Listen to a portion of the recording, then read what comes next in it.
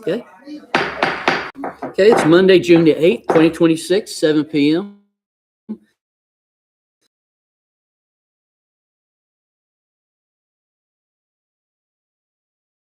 Nancy Anderson, Mayor Anderson, and Bill Dieter. We got all these mayors in the house tonight. So legacy of the town. So thank you guys for being here.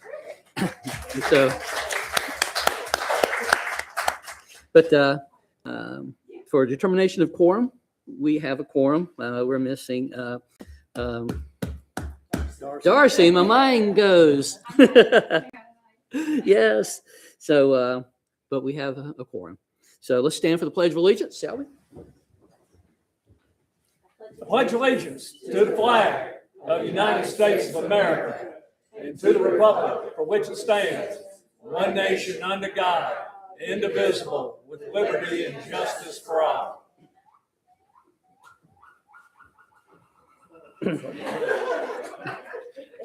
Okay.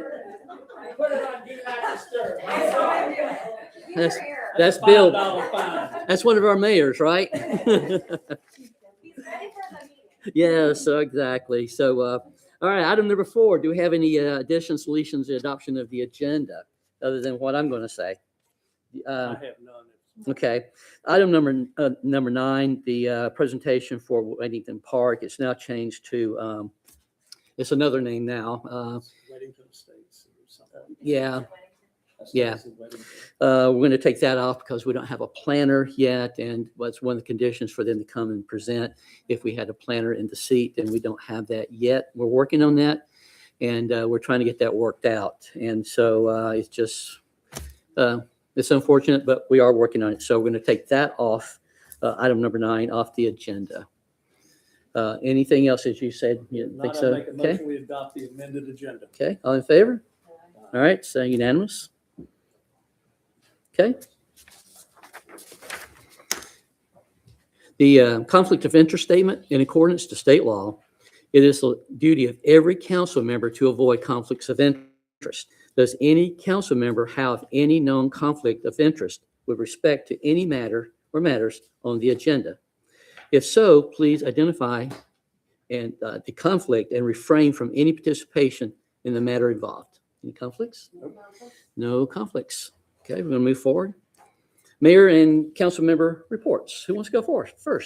I'll go first. Okay, Ellen. It was a busy month. Actually, Mayor Bell and I sat down, we met with Union County Public Schools Superintendent. We talked about the Student Town Council. It was a very productive meeting. They are very eager to get going, and so are we. And so that is on our list of things to do. It'll just be, we have a very full plate these days. So on top of that, I attended WUMA this past month. We had a very healthy discussion, and here are a couple of highlights. There was a lot of conversation in regards to the I-77 expansion and what had happened at CRTPO. There was a lot of conversation as well in regards to the state proposed cap in terms of property tax, and debate among members as to what is your perception of that? How do you feel as a council?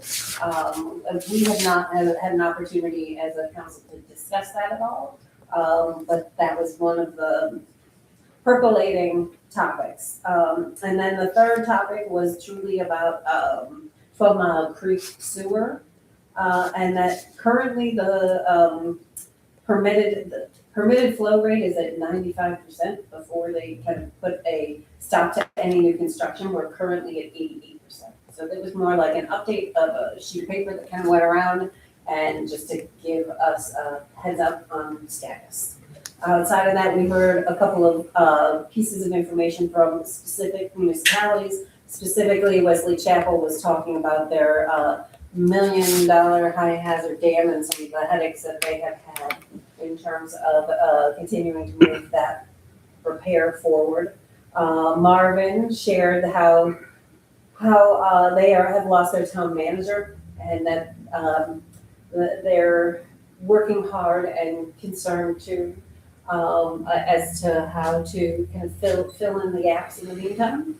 But they also mentioned that they have a park and that they had worked with Pondscapes, that they sponsored a beautiful kind of outdoor pond-related section. And if other municipalities were thinking about parks, that's just something to put on your radar. So that was the essence of everything that we learned at WUMA. Next meeting. Well, I don't remember what the date is. Karen, do you know the next WUMA meeting? I don't have it on my calendar because I know I can't go. Probably. 25th? I will be here. What's that? I will be here. It's so the if I can- 25th of June. 25th June 25th. Okay. Okay. at, Is it And 4? I think it's in Wesley Chapel, or is it? Okay. I'll look it up. We'll get that information and put it on the I'll put it- I'll website. make sure to put it in the minutes. Yeah, in a minute. Okay.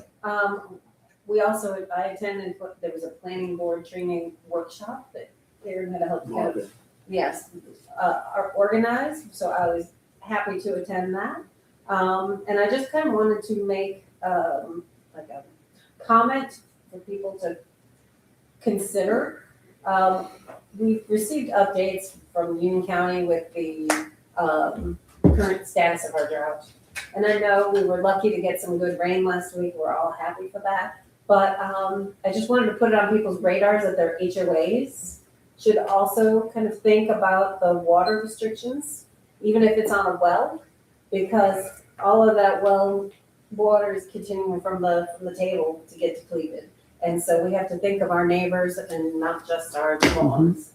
And just my little public service statement for the night. So thank you. Cool. Thank you, One Ellen. was in Marvin. I looked it on my. Marvin. I was looking for July, it was in June. Second, like at 4 o'clock or something like that. It's 4 o'clock Yeah. in Marvin. On a Thursday. Okay. On the 25th. Okay. So, Tom? Okay. First thing I want to talk about are roads or road improvements. I got this email on Friday afternoon. It says more than 6 miles of secondary roads across Union County will be resurfaced soon, thanks to a $699,670 NC Department of Transportation contract earned earlier this month by Slurry Pavers of Richmond, Virginia. 22 secondary roads are planned for improvements as follows. Some of these are in our area, but not in Weddington, but I'll get farther down and we will get into the Weddington roads. I'm going to read the full list just because you may be interested in other roads. Oxford Terrace, Canterbury Lane, Wellington Drive, Pleasure Drive, Leisure Drive, Raintree Drive, Carmona Court, Wesley Woods Road, Cater Road, Gatewood Lane, Weddington Downs Drive, Eagle Pass Court, Tall Oaks Court, Minor Lane, Antioch Court, Weddington Oaks Drive, Nelson Road, Tree Hill Road, Timber Oak Court, Riverton Road, Reefton Road, and Thames Court. Contract calls for work to start early as mid-July and be completed by the summer of 27. Road work restrictions will be in place for the holidays, weekends, and any unexpected events that may generate high traffic volumes. So that is what we have happening in roads in our town, and that we're getting resurfaced to some degree. And I'm glad for it. I've been pushing them constantly for the past number of years. And the next thing I want to talk about is something I think is very important. There is a bill up in the Senate right now that is SB 1047, Regulatory Reform Act of 2026, which the Senate Regulatory Reform Committee discussed past Wednesday, and it's going to come in for a vote this week. The bill does not overlap with the House regulatory reform efforts detailed later in this email. The first part is permit choice modification. And it says, Section 13 appears to expand the types of local development decisions subject to the permit choice law, including legislative zoning decisions. That is not good. Shot clock, Section 14, puts in place significant and complicated shot clocks under which local governments must make land use decisions, including zoning decisions. Failure to adhere to the time frames would result in applications being deemed approved. No minimum lot sizes. Section 16 disallows the use of minimum lot size as a mean of expressing density allowance for residential zones. It also limits the type of zoning districts a local government may utilize to the 5 types currently listed in the statutes. And publication of fee set schedules, Section 17 imposes new requirements on local governments to publish their development fee schedules and requires an annual report of these schedules to the local government commission. It also limits fees that could be charged to those including in a binding fee statement. Finally, it gives applicants the right to file a civil lawsuit if a local government does not follow these publication requirements. So, and the next thing is they want to basically do something on historic district formations, pause vested rights clock during any time of emergencies. And there's some more talk about permeable stormwater technology and building insulation materials in various other chapters. There's a bunch here that would cut our ability to regulate development in this town. And if you don't want this to happen, you better be contacting our legislators as soon as possible. This email had a respond to date as of today to have comment go into the Senate. And so I would say, in my personal opinion, there's about a lot of energy in this town spent on a lot of different things. And some of them I think are relatively menial compared to what is going on with this. This is important. This affects how this town will develop if this is passed. Weddington, as we know it, would not exist. We would have density like Charlotte, let's put it that way, everywhere that's not developed. It would be unrestricted growth. And think what that would do to our schools and our roads. It would be a disaster. So I advise people who've been, I hate to say it, blowing all of us up for various things this thing for slights and slight issues or whatnot, direct your issue to somewhere that's really important right now. This is really important. And secondly, if you want to criticize the council, fine, criticize us, but be factual. Know what you're criticizing us for, and don't criticize the staff. If you have a problem with staff, give it to us. We supervise the staff. That's the way it works in the town. Give us the incoming. We will deal with it. But do not sit there and go and criticize the staff. That is not the proper way to do things. So with that, I do have one more thing. I just happened to be signing here a few minutes ago the bank reconciliations for Leslie for June, well, for end of May, June 1. And for the public's edification, we have cash and cash equivalents of $9,340,058. We are financially solvent and well off. We are nowhere near broke. The money has not been stolen. It is in the bank. So anybody says anything different is wrong. I'll just leave it at that. So that is the end of my report. Okay, well, thank you, Tom. And thank you, Ellen. No, and I'll add to it too. I think it's been out there on social media that we failed our audit, and that is nowhere. It's just ludicrous. And Our auditor failed us. the auditor ghosted us, Yeah. but we did not fail an audit. So that's the bogus stuff that you see out on social media.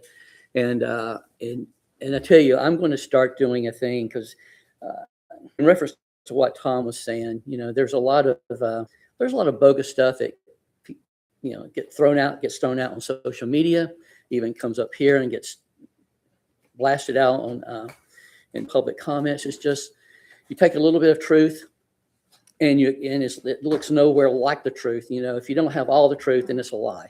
And so we've got to start exposing, and if I have to, I'll start calling names and start pointing people out for this kind of stuff happening.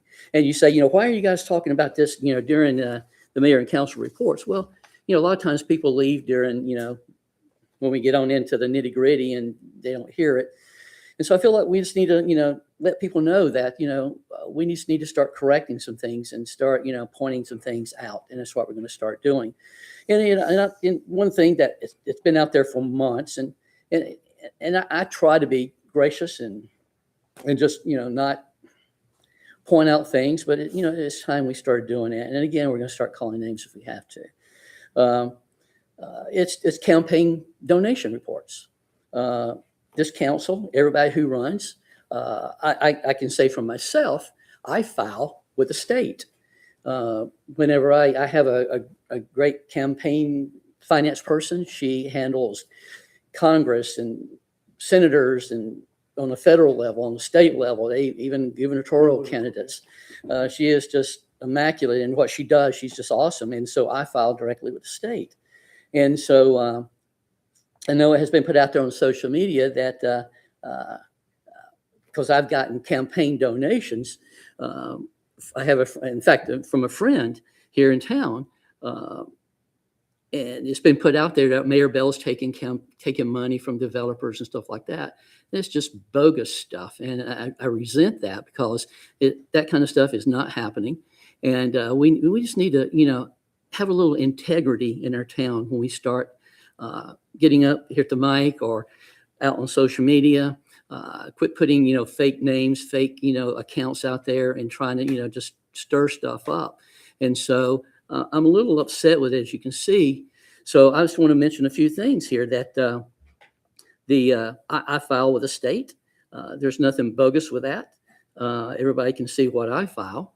And I have a friend that I go to church with that I've known for a long time. He came to me a long time ago, a while back, and said, "Hey, can I donate to your campaign?" Sure. And so this person, this family, the Grahams, they help people all over the world, as you see on TV and their ministry, and so they help millions of people around the world, and they donate to conservative Christian candidates on local, state, federal, all the way up to the presidency. So I'm not the only one they donate to. So understand that. And so for someone to say, "Oh, you're taking a campaign donation from a developer," well, in this case here, the developer is a friend, but had no development or no applications before the town during that time of when he donated. And again, I file with the state. It's all on you can go to my campaign reports.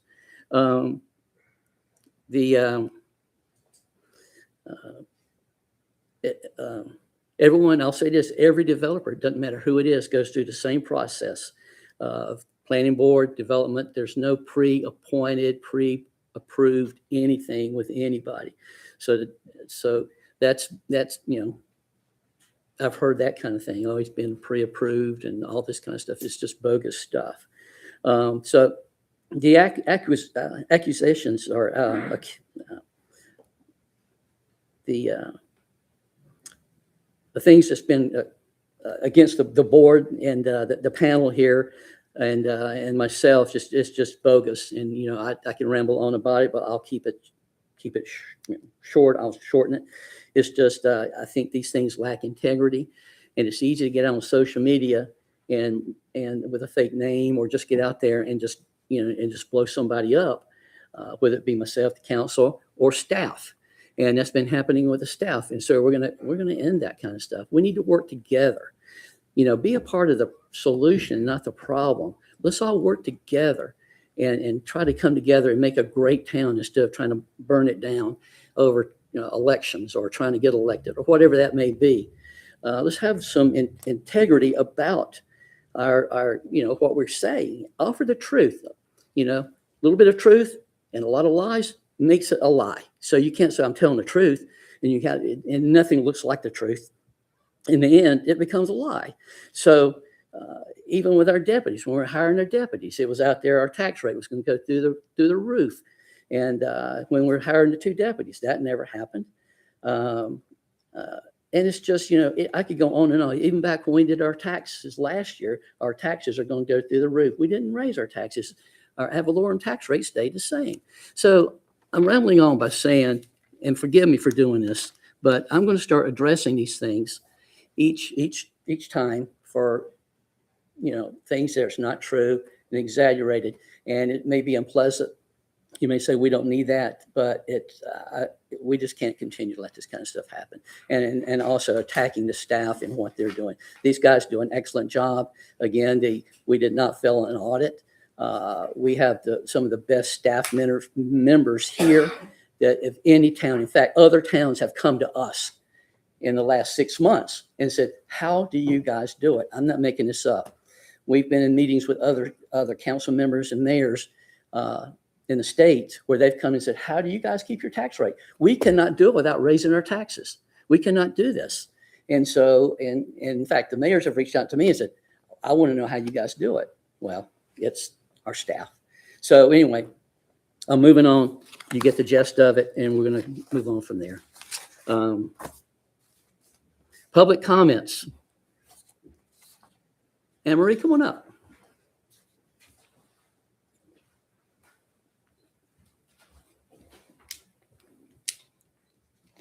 Sorry, I need my glasses. And I hate you had to follow that. Sorry. That's okay. It's in line with what I was going to say. So Thank you. Thank you, Mayor and Council. While I'm directing my comments towards you, this message is for everyone. As the kids are saying these days, I think we've lost the plot. Over this past several months, leading up to and after the election, this town has become more divided than I've seen in a long time.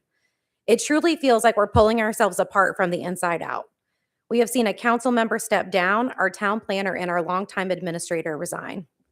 And depending on where you sit, you might see this moment very differently. Some may see it as a victory.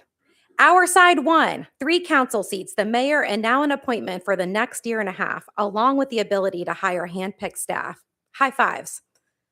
Other people look at this exact same situation and see something very differently. They see chaos and dysfunction. They see proof that something nefarious is happening at town hall. And there's corruption, and the truth just hasn't come out yet. So they're saying we must fight to get our town back from these evildoers. But I would say this, no one is winning. No one. Because while we're focused on wins and losses, our town is being ripped apart. And honestly, it's shameful. Not because people disagree. Disagreement is healthy. Disagreement is not a personal attack. In fact, productive disagreement is what brings out our best ideas and our solutions. It actually brings people together. But that is not what is happening. At some point, we crossed a line. And this is the part that's hard for all of us to hear. We are responsible for how we got here. We are responsible for the things that have been said and for the things that we have left unsaid. Our words and actions have consequences.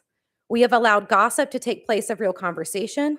We have allowed assumptions to get made instead of asking questions. We have taken shots online or made side comments from the podium or from this very mahogany desk instead of sitting down and actually talking. If you were sitting here thinking, yep, you tell him, Anne-Marie, I have been wronged.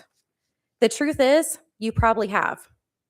You have actual grievances and you have actual wounds, but you probably have also done the wounding.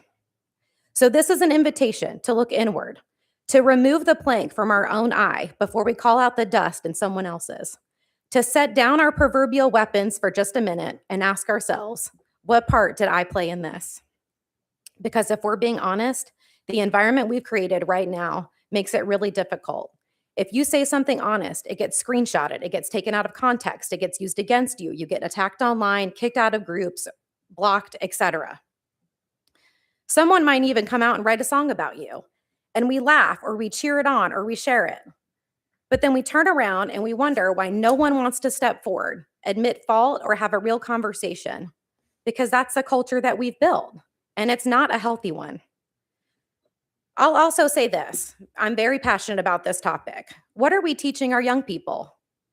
We've talked about getting students from Weddington High School to get more involved in town government, letting them see how this works. What exactly are we showing them right now? That this is how adults handle disagreement, that accountability is optional, that it's easier to take a jab than to take responsibility, because they are here watching and listening and learning. So now that I've sufficiently stood on my soapbox, I don't think it's fair to ask someone to do something I'm unwilling to do myself. So I want to take this moment and something that happened during that campaign that I very much regret. So for those that follow the campaign closely, this one might surprise you. Back in October, my mom, Nancy Anderson, former mayor, planning board member, retired nurse, owner and operator of the Hunter Farm, and retired lieutenant colonel from the U.S. Air Force, stood here in uniform and gave a tribute to Sergeant Michael Verardo. This was a very difficult and meaningful moment for my mom and for our family, as the Verardo family is near and dear to our hearts. Sometimes we even tease my parents that Michael and Sarah are their favorite kids. After she spoke, Gail Butler came up here to make public comments. She thanked her. She put her hand on her shoulder, and it was a genuine moment shared between two people who at that time would have called each other friend, who shared a career in healthcare and military moms, having a real moment of connection and respect for one another. In fact, later that evening, my mom texted Gail and thanking her in acknowledgement. I was later informed that moment was talked about online on a social media platform I'm not even on, being described as disingenuous, in poor taste, and an attention grab from Gail. I had the opportunity to correct the record, and I didn't do it. At that time, I wanted to take the time to gather my thoughts and prepare a statement. I even had one fully prepared. And then I saw the things being said about me and my family that weren't true. Blatant lies, innuendos, and accusations. Instead of doing what I knew was right, I let the moment pass. I should not have done that. I was wrong, and Gail, I'm very sorry. Here's the truth. At the end of the day, we are not responsible for what other people do, but we are responsible for what we do, and I own that. I share that story because if we're actually serious about fixing this, it starts here. It starts with ownership, with people being willing to say, I could have handled that better. We must choose to build something instead of tearing it down, because right now, whether we want to admit it or not, we are tearing it apart. I want to be clear about something. This does not excuse bad behavior. It does not mean forgive and forget, or that we can ask questions, or that we cannot ask questions or hold people accountable. But it does mean that we take a breath, we look inward, and we start acting like the kind of community that we say we want to be. Thank you for your time. Anne Marie, thank you so much. That's what it's about. Thank you. Thank you so much. Thank you again. Bill, come on up. Awesome. That was good.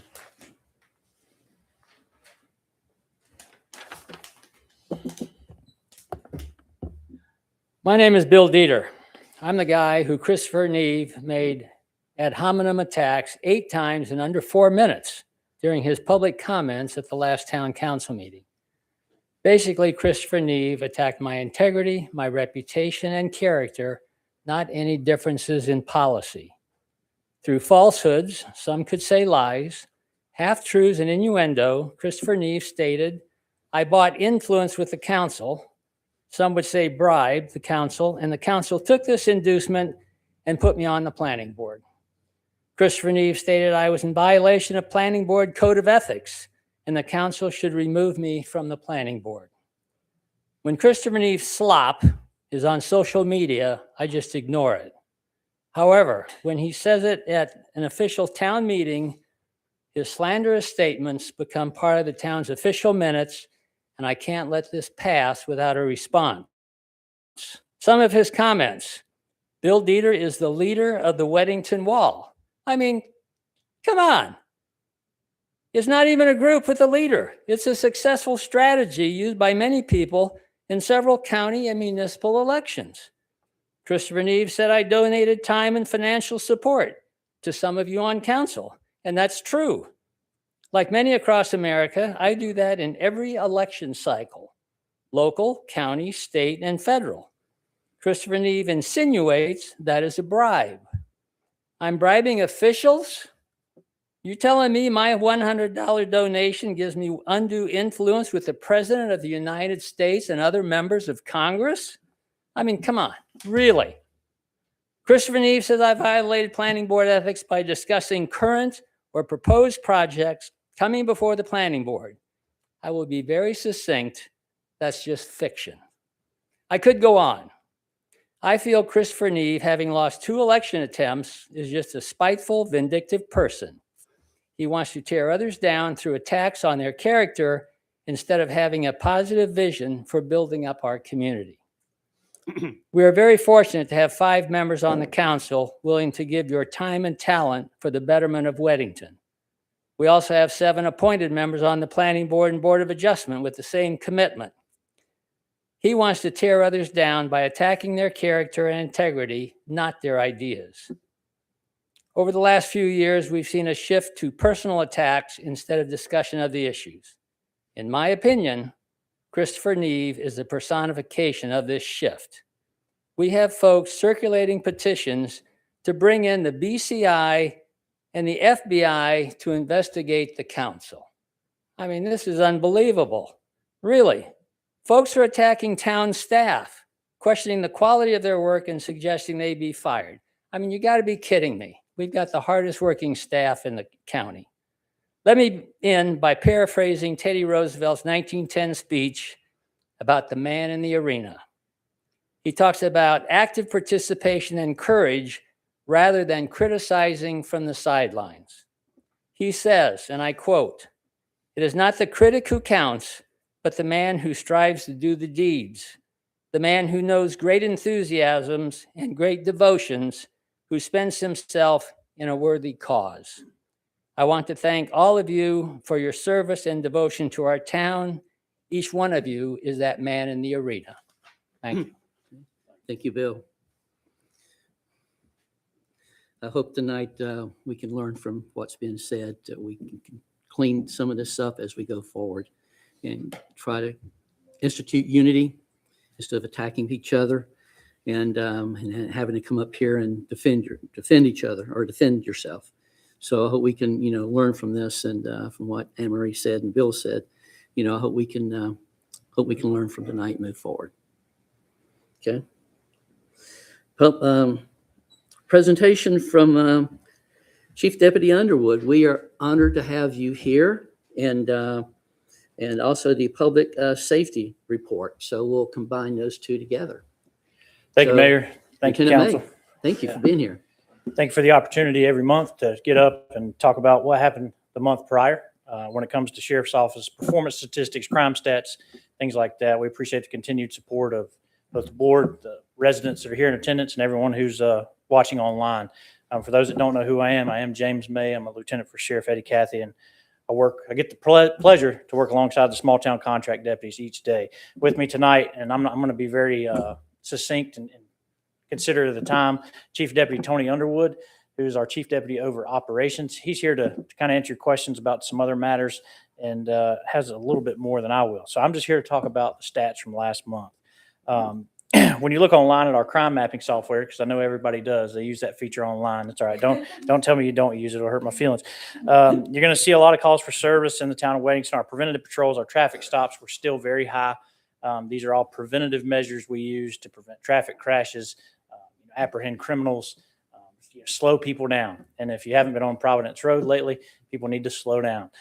So that we're out there every day. David Plyler, he's over to my left, and the other deputies assigned to Weddington are out there every day. So please slow down when you see those guys. When you look at our crime mapping software, there was one call for service in particular I wanted to try to clarify. If you look at that, it's going to show there was a gunshot wound last month in Weddington, just right over here in Steeplechase. What that was a swatting call for service. If you're not familiar with what swatting means, it means somebody used an internet phone number, faking a phone number saying that someone had been shot at that home. It, of course, drew a very large response from our deputies on scene with just a very short amount of time. No one was hurt inside of the home. It was just a fake, a prank call, if you will. But we are continuing to investigate that on our end to try to track down who that person was. But if you see that gunshot wound on our website, please, don't be concerned that the sheriff's office didn't tell you about a major crime. This was a prank call. That's how it was classified. Another issue we've had that has been quite the nuisance for our deputies and myself, I tell you, I've had to say several prayers asking the Lord for patience over the last month with Axiom Pest Control. Anybody familiar with Axiom Pest Control? They've knocked on every door in Weddington and Wesley Chapel and Marvin. And I think they just picked the 5 towns that I supervise and just decided to knock on those doors. Because I tell you, I met with this young guy. He's like 21 years old, and he's the manager. And they recruit these guys from all over the country to come and knock on your door and ask if you want to buy pest control. And I may or may not have told him that I'd like to subscribe to pest control to rid our county of them. So I also told them that if they used a high pressure sales pitch and somebody said no the first time and they continued to stand on the porch, that I was going to start taking people to jail for trespassing. Shortly after that, they decided to move on to Mecklenburg County. My advice to them was Mecklenburg County will probably be better fitting for your sales pitch. So thus far, David, as far as I know, knock on wood, they've got the note to move on. So if you've dealt with Axiom Pest Control, people knocking on your door, we're sorry you had to deal with that initially, but hopefully the message we sent very quickly was appropriate to get them out of our hair. And last, but certainly not least from my side, I'd like to thank Ms. Karen Dewey. I tell you, just listening to the meeting tonight so far, there's a lot out there, a lot of information. But I can tell you a fact. And a fact is Ms. Karen has supported myself, the deputies that work for the town of Weddington, and the sheriff's office as a whole, more than we could ever ask. And I tell you, that kind of support and watching what she's done behind the scenes that people don't necessarily get to see, that's truly a blessing. You've truly got just a fantastic town administrator in her. And I know she's going to be successful, but like I said, I'm never a big fan of change, but I don't think I got any choice in this one. So, but Miss Karen, thank you so much. We had a chance to take her out to lunch, and this is how great Union County supports our law enforcement. We took her out to lunch, and before I could pay her bill, somebody had already paid the entire tables. And they wouldn't tell us who did it. And I tell you, that's just how great we're supported here, and we can't begin to tell you how much. And that's everybody in the room. So once again, thank you. If you have any questions for me directly, I'm sure that either Chief Underwood or I or David can answer those questions. But we love being here. We love the support. And Chief Underwood, I'll turn it over to you. Quick question, Lieutenant May. Yes, sir. Since summertime, how are people doing with the garage doors? You guys used to say, drive through a neighborhood and 3:00 in the morning, garage doors open and that kind of thing, and that sort of created a problem with theft in garages. Are people doing a little bit better with that? A little bit. The smart garage doors have helped us out some with the notifications on the phone. I will say the last day of school is the 5th. Is school already out in Union County? Yeah, my kids go to UA, so we were out 2 weeks ago. So my ibuprofen has already started for the summer. But kids are out. We love our kids. We love our teenagers. There's a couple things we're going to see an increase in naturally. We're going to see an increase in car break-ins. We're going to see an entry in people running into garages and grabbing the beer out of the refrigerator or whatever cold drinks you have. And we're going to see an increase in some of this e-bike, e-moto activity. We're going to be out there addressing it. So we encourage you to call 911 quickly, and we'll come out there and deal with it. But there's a lot of preventative things, and I appreciate you asking me this question. A lot of preventative things we can do ahead of time. Number 1, lock your car doors. Number 2, close your garage doors. Number 3, don't leave your gun, your keys, and your computer inside your car. If we can do those things, we can continue to keep an extremely low crime rate in this area. I say it all the time. I'm going to continue to say it. This is one of the safest areas and one of the safest counties of the state. And so I'm not going to say any more on that. I'm not going to steal the Chief's thunder on that. But we are blessed to have a very safe community, and it's because we all work together. So lock those car doors, please. Last thing you do before you go to bed, as you let the dog out for the last time that night, listen to that car make the horn sound or whatever, and just take those keys out. Because we have seen time and time again, if criminals come in this area, normally from Charlotte, and they pull on door handle and they find it unlocked, they're going to stay in that neighborhood. If they go to 3 different homes, find the cars locked, they will move on. They realize there's not a target here to be had. So we can prevent it through proactive policing efforts. Ain't it bad here, but the other day I was down in Waxhaw, and there was a whole group of kids came out of a road onto Providence Road through traffic, had people dodging every which way, and they went through the road doing this like they're on a motorcycle, then took off up another side. It was so dangerous. I'm surprised nobody got hit. But these e-bikes are very dangerous, and I'm actually starting to see the small kids with those electric scooter things go flying, and they don't stop at anything. Right. One pulled out in front of me 2 days ago. It was a miracle I didn't hit this little kid. He hadn't seen me yet. Go fast. Right. They go fast. So I appreciate what you're doing, and it's the summertime's going to be fun. Well, like I said, we're out there. You pay us to take care of it, and we're going to do that job. And I hope we've done it well for you so far and continue to do that. What I would suggest, once again, call 911 in a timely manner. Get us over there. Don't be scared to call 911 unless it's just pure nonsense. But if it's a legitimate need for law enforcement, call us. I've been to several HOA meetings where I've discussed the difference between e-bikes, e-motos, what they can do. If somebody needs me to come out, I'm happy to do that. I'm happy to give out my cell phone number, email address to anyone that needs it. Education is obviously huge, and then proactive enforcement on the other side, which we're putting them on the back of tow trucks and just being the bad guy. Sadly, that's not what we signed up to do. But if they're not heeding the warnings, we are going.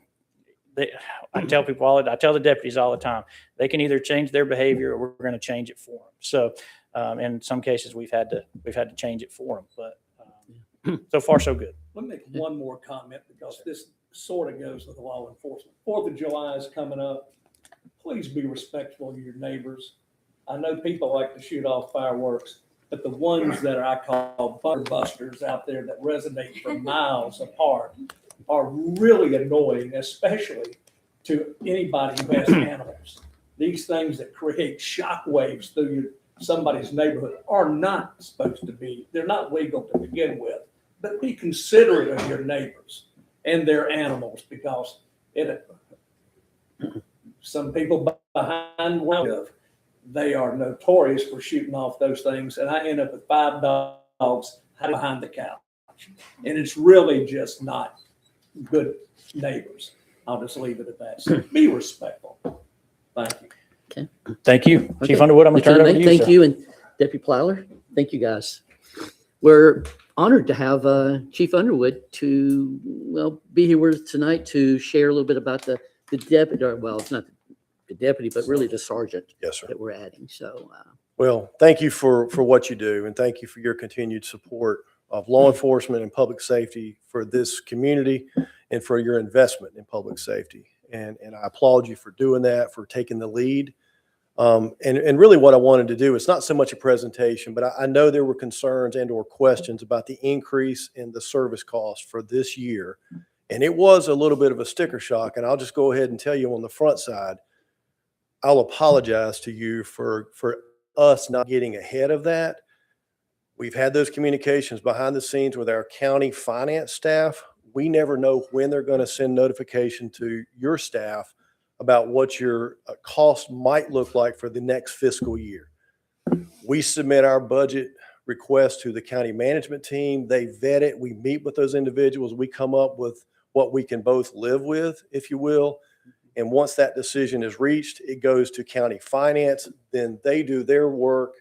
Then they communicate with the various towns about what that cost might look like. They don't tell us when they're sending that notification. So our plan was not to ambush you with that. That's not the way we like to work. I want to be transparent and be upfront about it.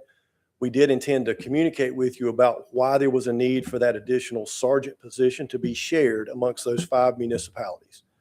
So I apologize for you not getting that notification and having the opportunity to discuss it beforehand, but I can put that back in the box That's how they did it. But nonetheless, hopefully you've received this, what I would call a position paper, that I shared it with the mayor Friday and asked him to send it to council. And it gives you a little bit of background and context on why we have moved towards a direct supervision model for our small town contracts unit, I'm going to call it. But essentially what happened was, with the continued growth of our small towns and the additional personnel added to some of these contracts. And when I say small town unit, I'm talking about Weddington, now Wingate, because Wingate came online last summer. Once they abolished their police department, we added 4 deputies down there. We've continued to have 2 serving in Marvin, 2 serving in Lake Park, and 1 serving in Wesley Chapel. So those are the small town contracts group. When we refer to small towns, that's who I'm talking about. So essentially what happened, when you add all of those numbers together, just numbers and personnel, that's 14 people that really were supervised by 4 different lieutenants, 8 different sergeants.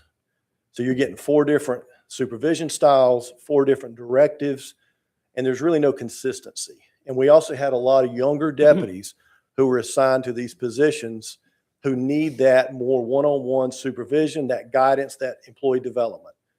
So credit to Lieutenant May. It was his idea.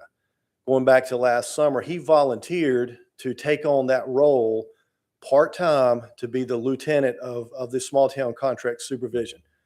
And he wanted to do it sort of a trial and error to see how it worked, what it looked like. And honestly, I can't say too much about how good of a job James is doing already. His head's already this big. But honestly, it worked so well that we realized this needs to be full-time, because the span of control has gotten too large. To give you context, our average county patrol squad, when fully staffed, is 13 people. That's a lieutenant, 2 sergeants, 1 canine, and 9 deputies. When they're fully staffed, that's 13 people, 1 squad. We have 4 county patrol squads. Now we're looking at 14 people that are assigned to small towns with no direct supervisor. They have to have supervision. In other words, you want that increase in these preventive patrols. You want to see a difference in the speeders and the traffic enforcement, the things that this community has brought to our attention that are issues in this community, or traffic. So we needed that direct supervision model. We brought Lieutenant May. It's worked incredibly well. Now, the value of that is we have not asked any of the towns to pay for any of that supervision or any of the salary and benefits of Lieutenant May. The county has absorbed that. We're continuing to absorb that, even though all of his time is spent supervising personnel assigned to these contract towns. Well, he's one guy. I know it doesn't seem like it, but he is. He tells me his cape never comes off, but it does. So on occasion, he's on vacation. He needs a break. We need to continue supervision. So he works 40 hours a week. There's another 128 hours without that direct supervision. So we said we need to add a sergeant.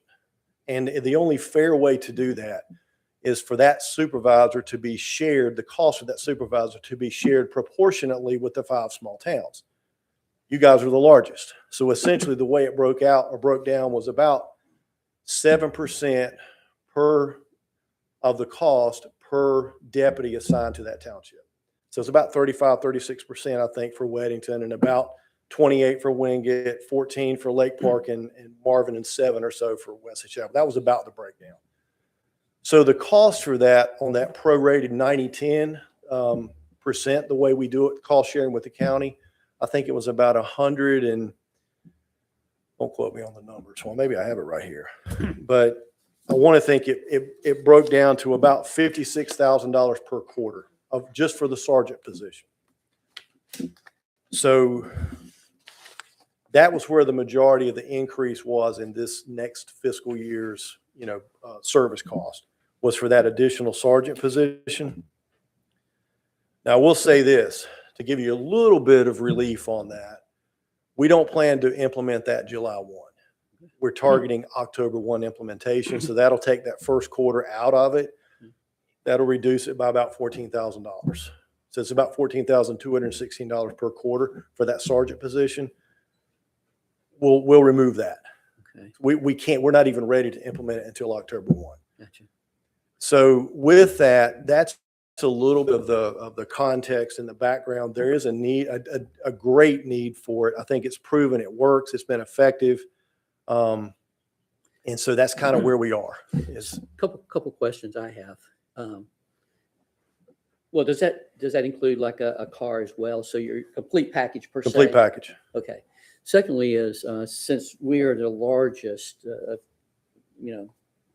municipality, I guess, would that deputy be here as, in Weddington from time to time?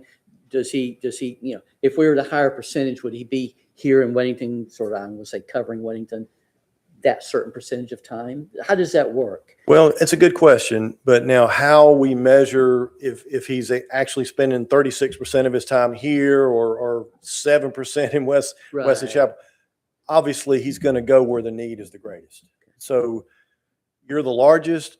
There's more going on here by just I think just by the way it's set up, that there's a greater likelihood more time will be spent here than probably the other municipalities. That doesn't mean they won't be in the other municipalities. They will, but I think there's really no exact way to measure it.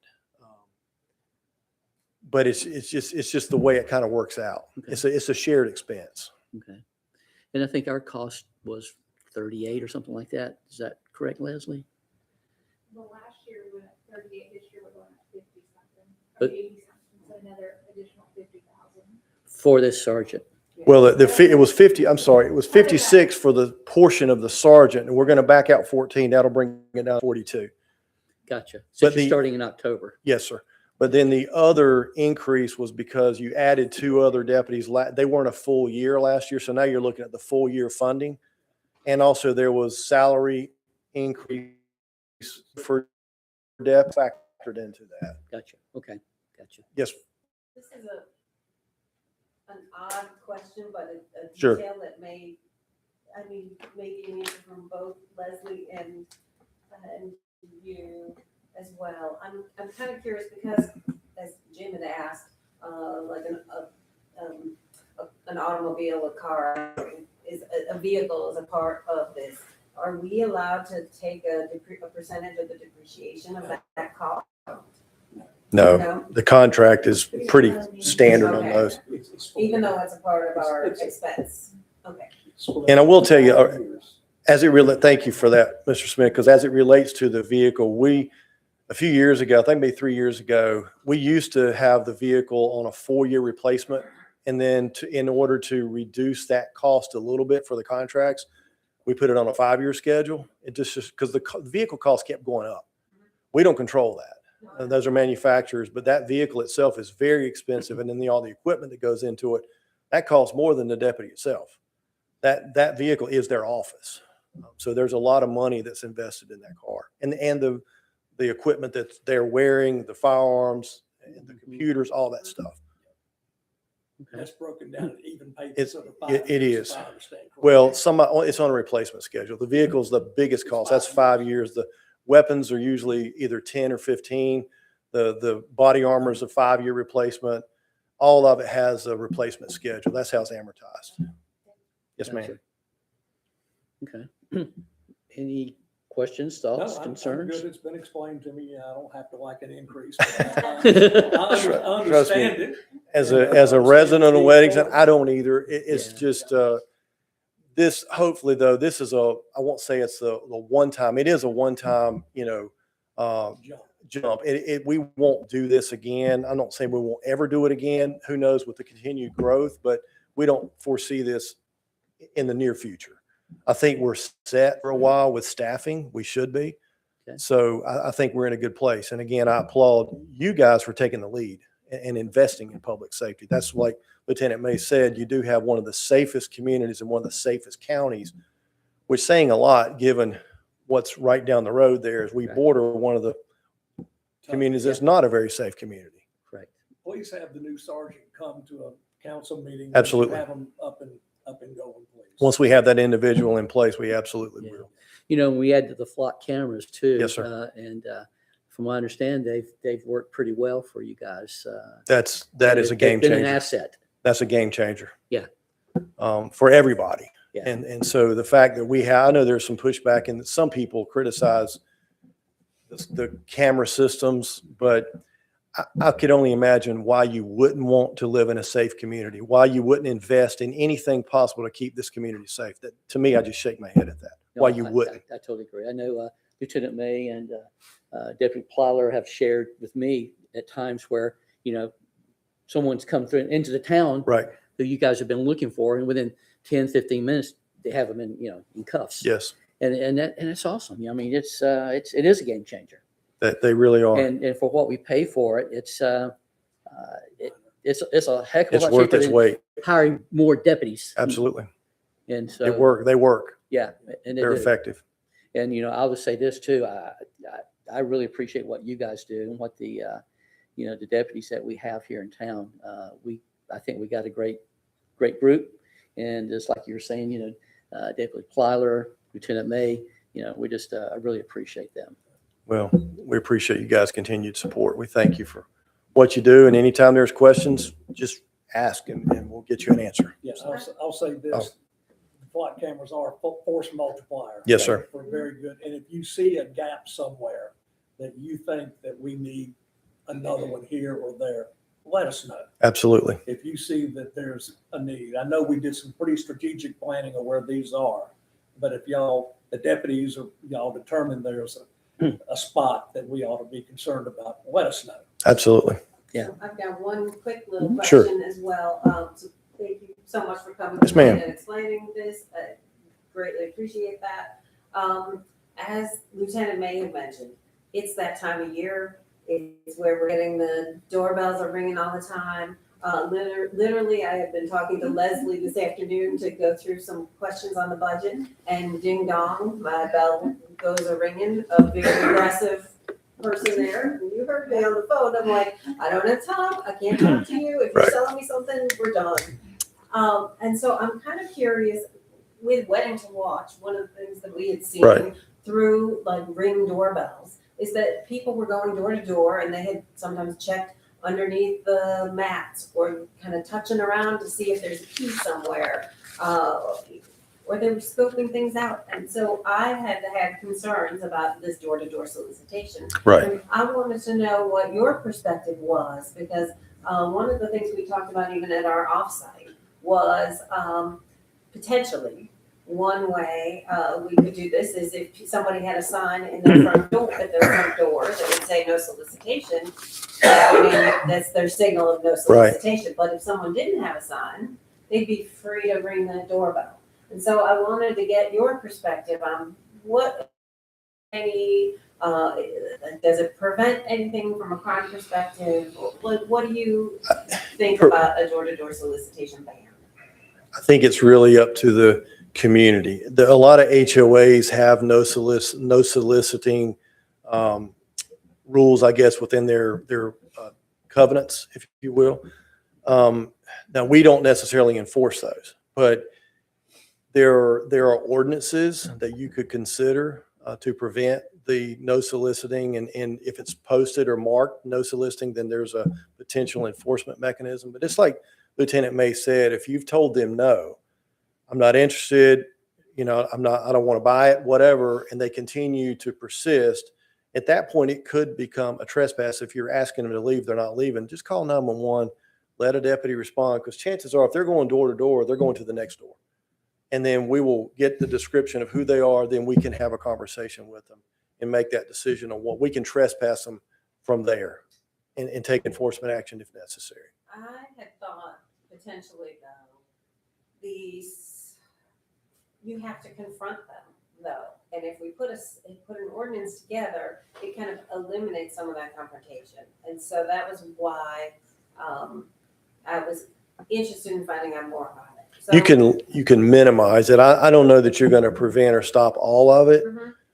Even if you have signage at the entrance to the neighborhood, no soliciting in this community, whatever, it may deter somebody, but a real aggressive door-to-door salesperson, they're just going to go right by that. But again, that's just, if you're not comfortable answering the door, then certainly don't.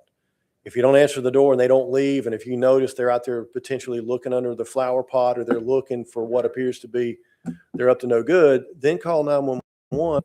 Hopefully they're on camera. You got a recording of what they're doing. Then we're going to encounter them. Right. yeah, just a suspicious person call, and we'll certainly respond. And by having deputies 24/7 here, you're going to get a pretty quick response. We'll have somebody there pretty fast. So don't open that door if you're not comfortable, especially after dark. So just let common sense prevail. Don't confront them. If you're not comfortable, just call 911. That's what it's there for. Cool. We'll be happy to confront. Chief Thank you very Underwood. much. Okay, thank y'all you very so much. Honored to have you with us today. Thank So you very much, for Mayor. being Yes, sir. here. Thank you. Okay, all right, we're going to move forward. The consent agenda, this approval of the May 11th, May 19th, April 20th, special meeting minutes, approval of the closed session minutes from 5 or 6, dates, and approval of the fiscal year 2025-26 budget amendment. Can I get a motion to approve the consent agenda? Adopt the consent agenda. Okay, all in favor? Awesome, it's unanimous. The old business fiscal year 2026-27 budget ordinance and set rate at 3.5 and 2026-27 fee schedule. Thank you, Leslie, for all your hard work up front. I know I reached out to you one time and you're like, I'm busy crunching numbers. So I know it's a lot of work. I was in it that day. Yeah, it's hard. So thank you. And so I'll let you lead the way here. Sure. You have in your packets the proposed fiscal year 27 budget. It's a total of $3,160,000. Tax rate remains unchanged at 3.5 cents. You have the a draft ordinance that you can approve. It's included, you'll approve it at the department level. There is a line item budget just for your review as to how we got to those department numbers.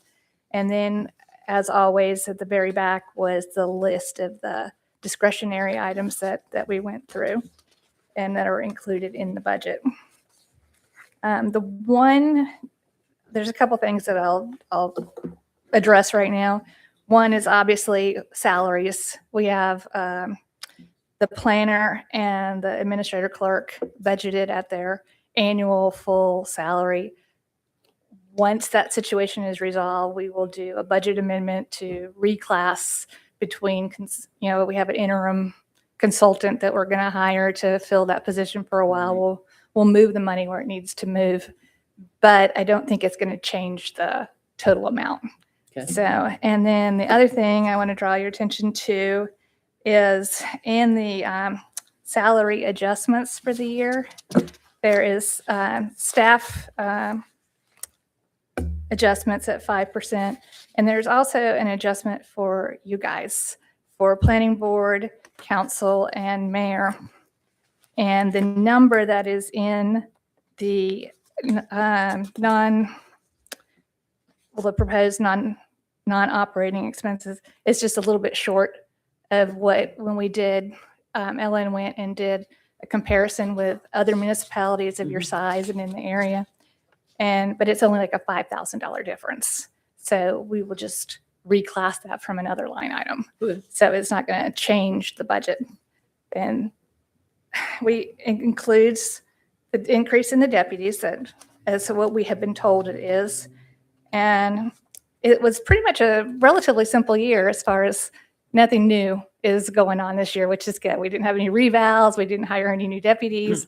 So it's a pretty straightforward budget.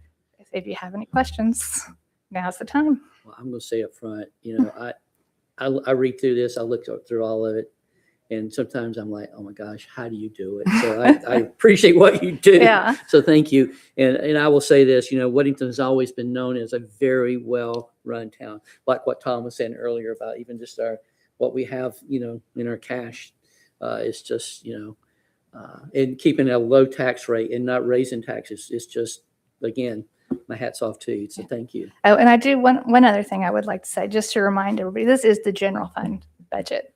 This does not include our SCIF grant and any special revenues that are park, that is not encompassed in this budget. Cool. So, Thank you. all right. I've got just some general questions, topics. So first of all, let everybody know, Leslie and I had a chance to talk today, and I greatly appreciated that. I went through some of my super detailed questions, like what is line, 1042, 126, or whatever. And I said, I don't know. She was great, and then right out of the bat, she could tell me, well, this included these little details, the banners that are put up over here, Right. and the signs that can put, so I greatly appreciated that the minutia that we went through, and so thank you. One of the things that I had kind of looked through when I looked at the proposed budget bigger summary page, it looked like the zoning dollar figure was going down from last year to this year, and I figured I kind of was guessing where you were going and why it was going down, but I wanted you to maybe explain to everybody why it seemed like a big jump down. Yeah. One of the things that I put at the front of every budget, and even on the budget messages, we budget revenues and expenditures conservatively. We don't want to budget any money that we don't know is going to come in the door. And we want to budget any expenses at as high as we think they would be. For subdivision and permit revenue, if it's not in the pipeline, I can't guarantee you that money's coming in the door.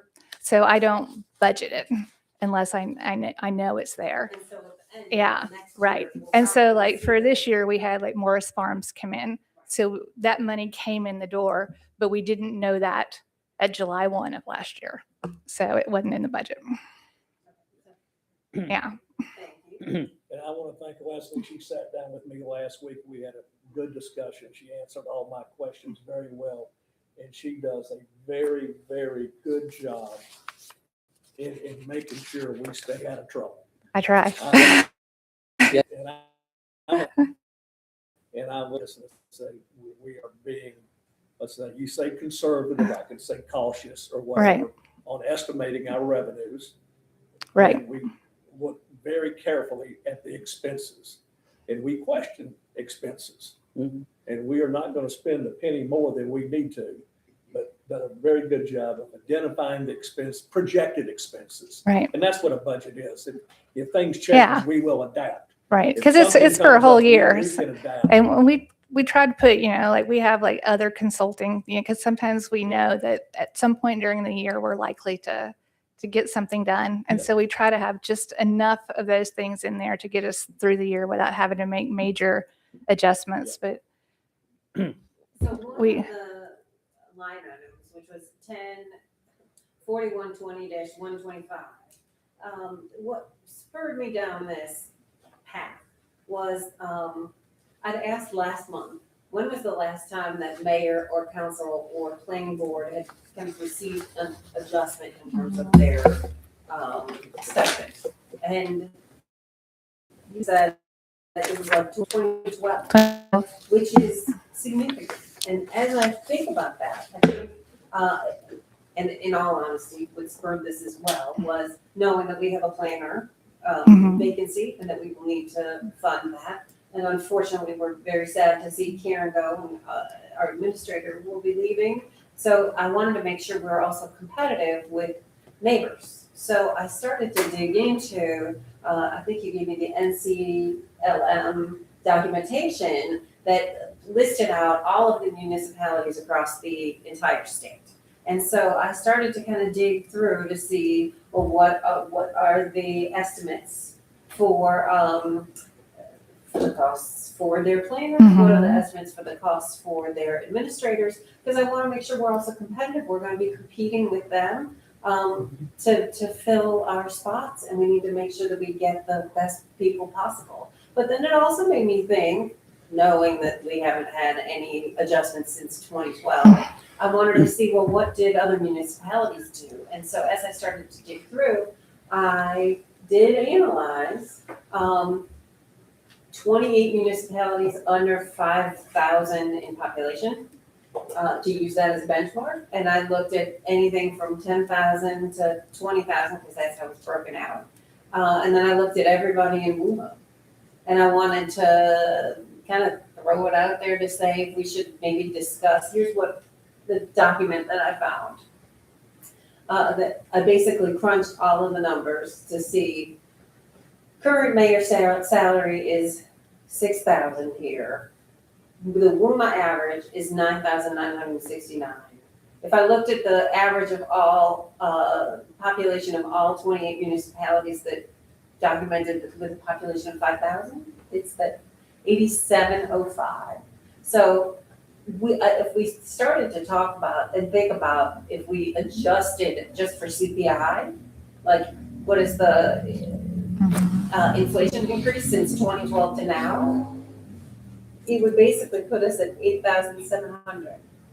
And I did the same then for council, because we're talking 14 years. And so I wanted to kind of throw it out there for discussion to see, what did you guys think? What is your perspective? Feedback.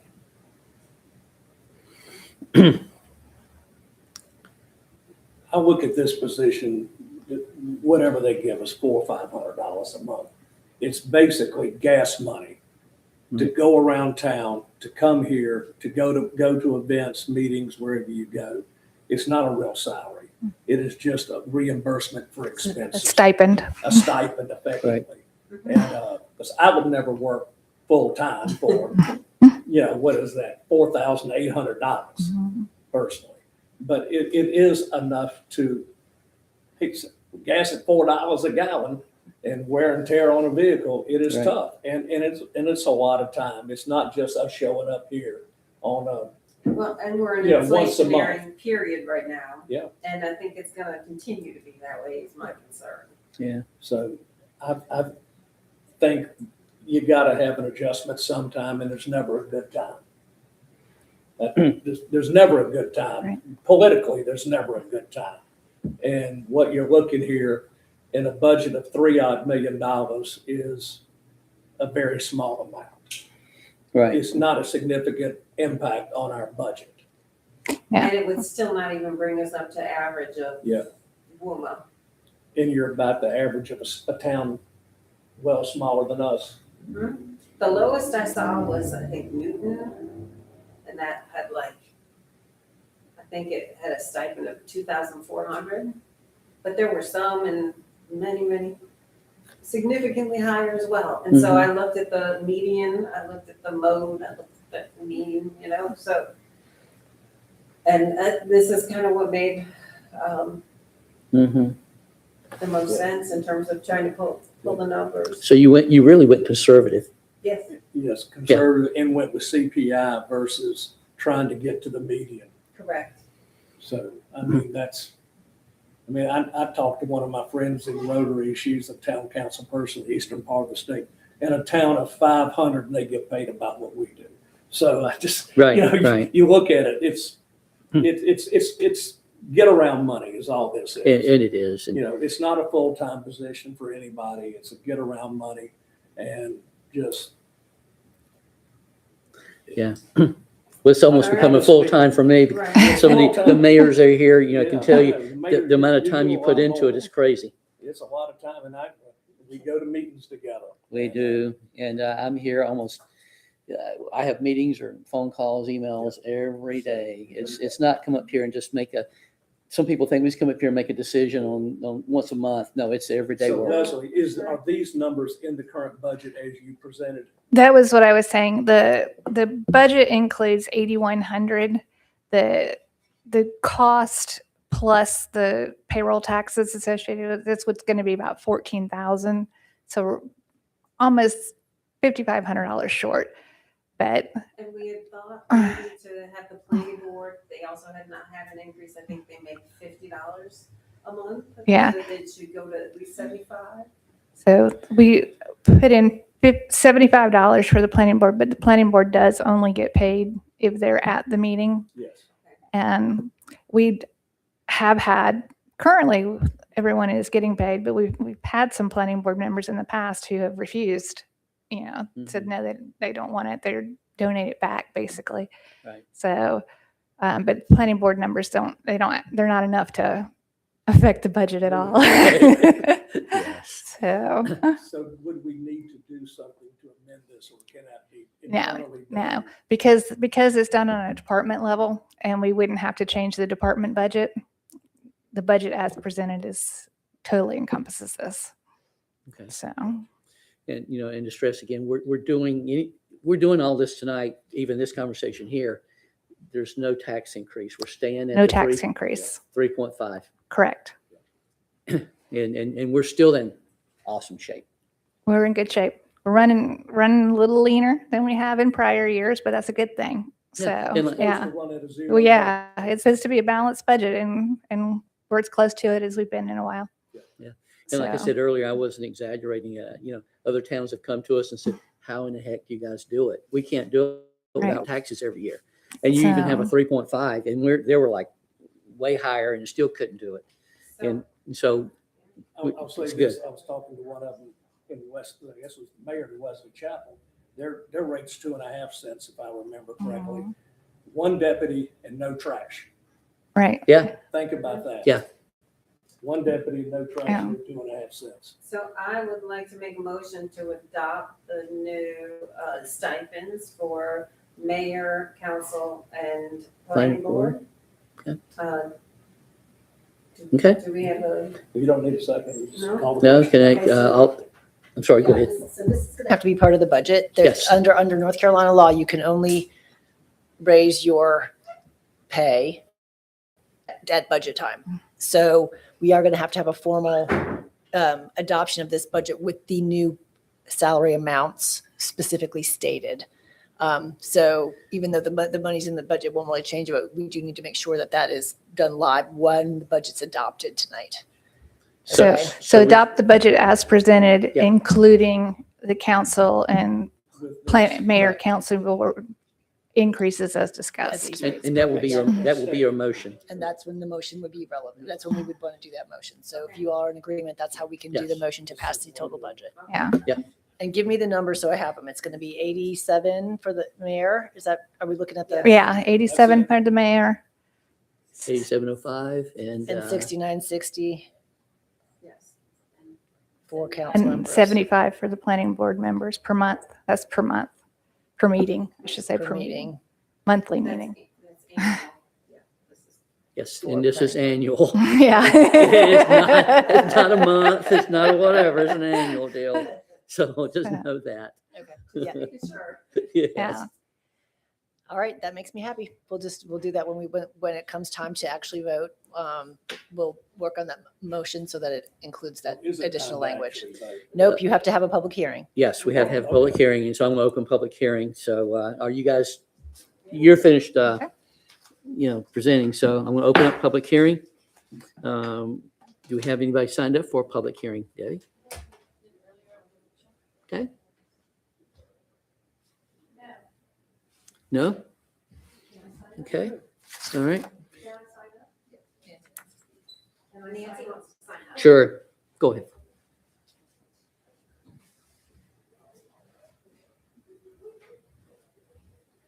Well, as everyone, I'd like to thank Leslie for doing such a great job. But Ellen, thank you for this. Long overdue. Thank you, Nancy. Appreciate it. Nancy. Thank you so much. That's all we'll have for public hearing. I'm going to close public hearing then. Okay, public hearing's closed. We've sort of done our discussion and consideration, I guess, right? Anything else you want to add, think about, ask Leslie at this point? Afterthoughts. Okay, then can I get a motion to adopt the agenda as presented with the, Yep, the motion would be to adopt the budget ordinance as presented with the inclusion of increased salaries for board members as follows: mayor, $8,700 annually, council members, $6,960 annually, and $75 per meeting for planning board. okay? And set the tax rate at 35 cents. 3.5? 3 and a half. 3.5 cents. 3.5 cents. Sorry, I live in Mecklenburg. I live in Mecklenburg County.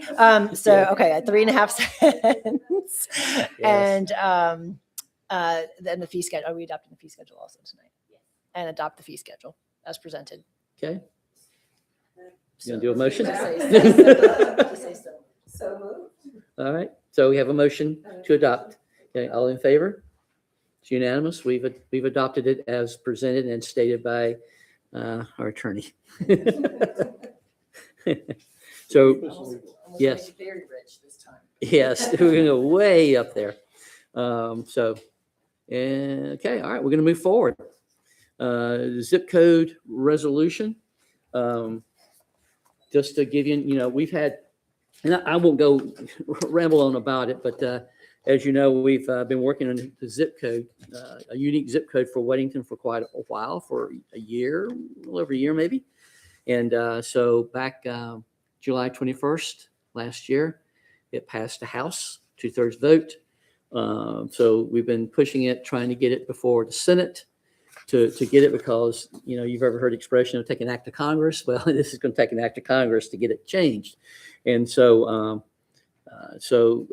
everybody's been working on it. We've been working on it, trying to, push it to get before the Senate and really get our senators, Bud and Tillis, to be, to sponsor the bill, to support the bill, and to vote for it. I think this just has great benefits for the town. I don't see any downsides. So many people have reached out to me, email wise and whatnot. It's like, how can I help? What can I do? And we got an email back on May that this is potentially going to go. This is from, they have Senators Joni Ernest, Senator Alex Padilla, Senator John Brasso, and Senator Michael Bennett, Michelle Bennett rather. And this is going to go before the Senate, hopefully June or July of this year. And so we've done a resolution in support of that. I'm asking the residents of Weddington, if you will, please reach out to Senators Bud and Tillis and tell them to support Senate Bill 4505. What has happened? They've combined two bills, Senate Bill 1455 and Senate Bill 2961, into one bill, Senate Bill 4505, to push this forward. So if you can, please reach out and tell our senators to support this bill and to vote for it. So we've got to get this, past the Senate.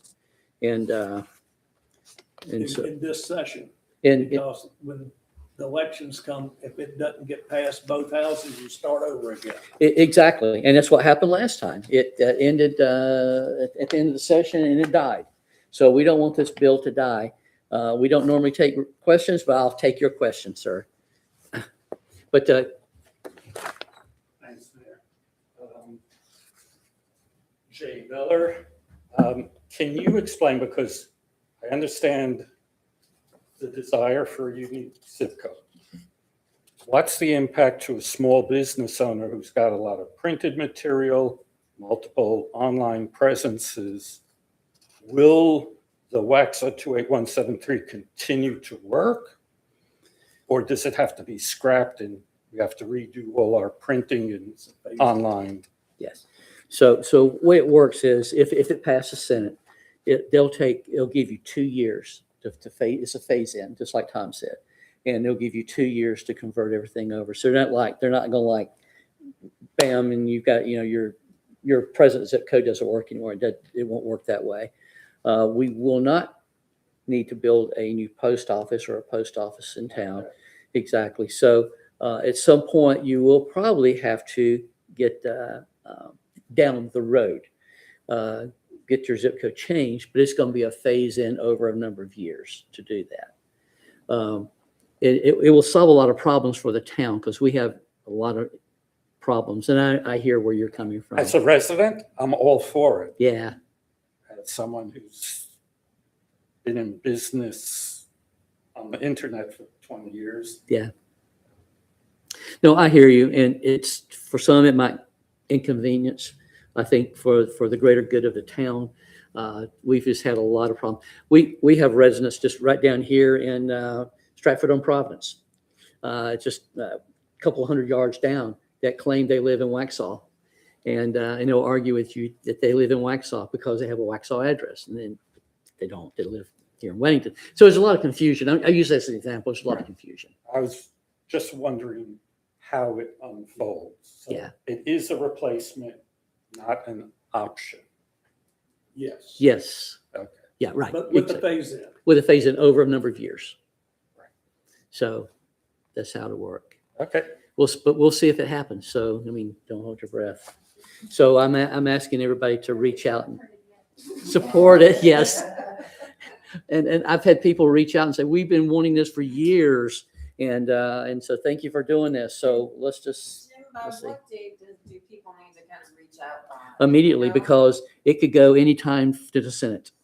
And just like this bill that Tom mentioned tonight, they can throw it into another bill with like 14 different things in it and pass that one. I did read today online that there is a 12% chance of it being heard and adopted. So if you're in support of it, I strongly recommend to reach out to the senators. Yes, please reach out to your senators because we want this. And Congressman Mark Harris has done a phenomenal job in supporting this. He's the one that pushed it to get us on there, get us a part of it, and spoke before on the House floor about Weddington and our need for it. And it passed by 2/3 vote. So it's like Karen said, please reach out, folks, if you're So you if need you're a watching. motion for us to do Yes. this? Yes. So can I get a motion? To adopt the zip code resolution. In Yes. Support of the zip code. Okay. And all in favor?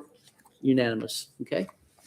And so Karen, we'll talk more about getting it to our congressmen. Our senators. We're going to send this to our senators and in support of the town. And I know tonight is a little bit of an unconventional night, and we're taking some questions from the audience. Yeah, we've But done it a little looks like different. Anne Marie. Bill and I have the same question, so do you want me to go to the microphone? Please I do. think- I think other people will have this question. Yeah, we've been unconventional tonight I with know. everything. Here we So are, hey, just we're way to be adaptive. we're making it work. The question is, do we know what else is in this 4505 bill that we've been attached to? Because there might be things in that bill that people may not support, and It's a we might. standalone. Oh, I thought you said they got combined. Two bills got combined. They could dump it into another one, but this is a standalone. This is bill. a standalone specific thing. The zip code is standalone in the U.S. Senate. What I talked about of SB 110. No, I know what that is because I Yeah, yeah, yeah. screenshotted it and sent it to This Mayor is Bell and standalone asked. bill. Now, I don't doubt, just like these other things that we talked about with Tom, this could be dumped into another One. But the 4505 is a standalone bill now. only involving zip codes. So people don't need to be concerned with other legislation that There they you may go. not be in support Yeah. of. Okay. Huge list of towns included. Yeah. So, Okay. All zip It's not code is just the us, topic. It's a whole bunch of towns. Yes, And you would yes. recognize a bunch of these towns that don't have their own zip code. Yeah. So, And I'll okay. make a comment that when I lived over where Blakeney is now, I had 3 different zip codes while I lived there. So crazy. Things move around whether you want to or not sometimes. It's crazy. Yep. Yeah. So, all right, we're good with that. We're going to move forward. Discussion of consideration of the administrator / clerk job description. And can that get any kind of discussion on that? Do you have any problems with that?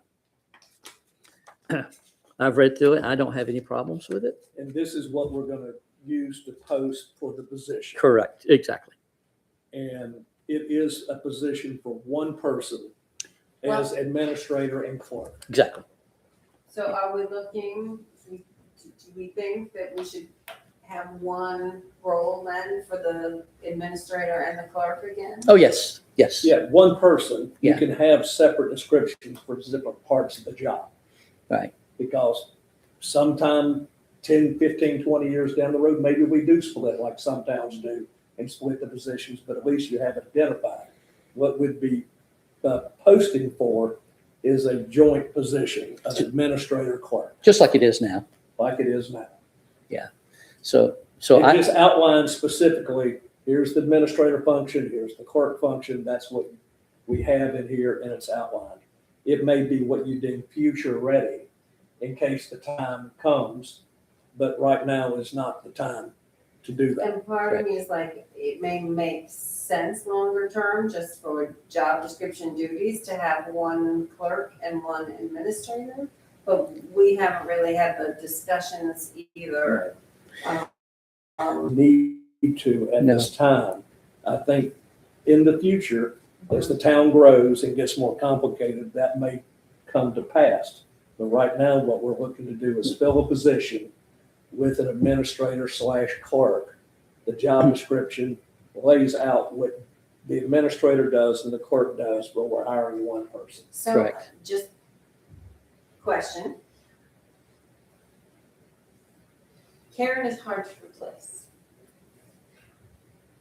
Is it typical that someone is an administrator and a clerk? Like, or are they predominantly like, do 90% of the people, are they administrators?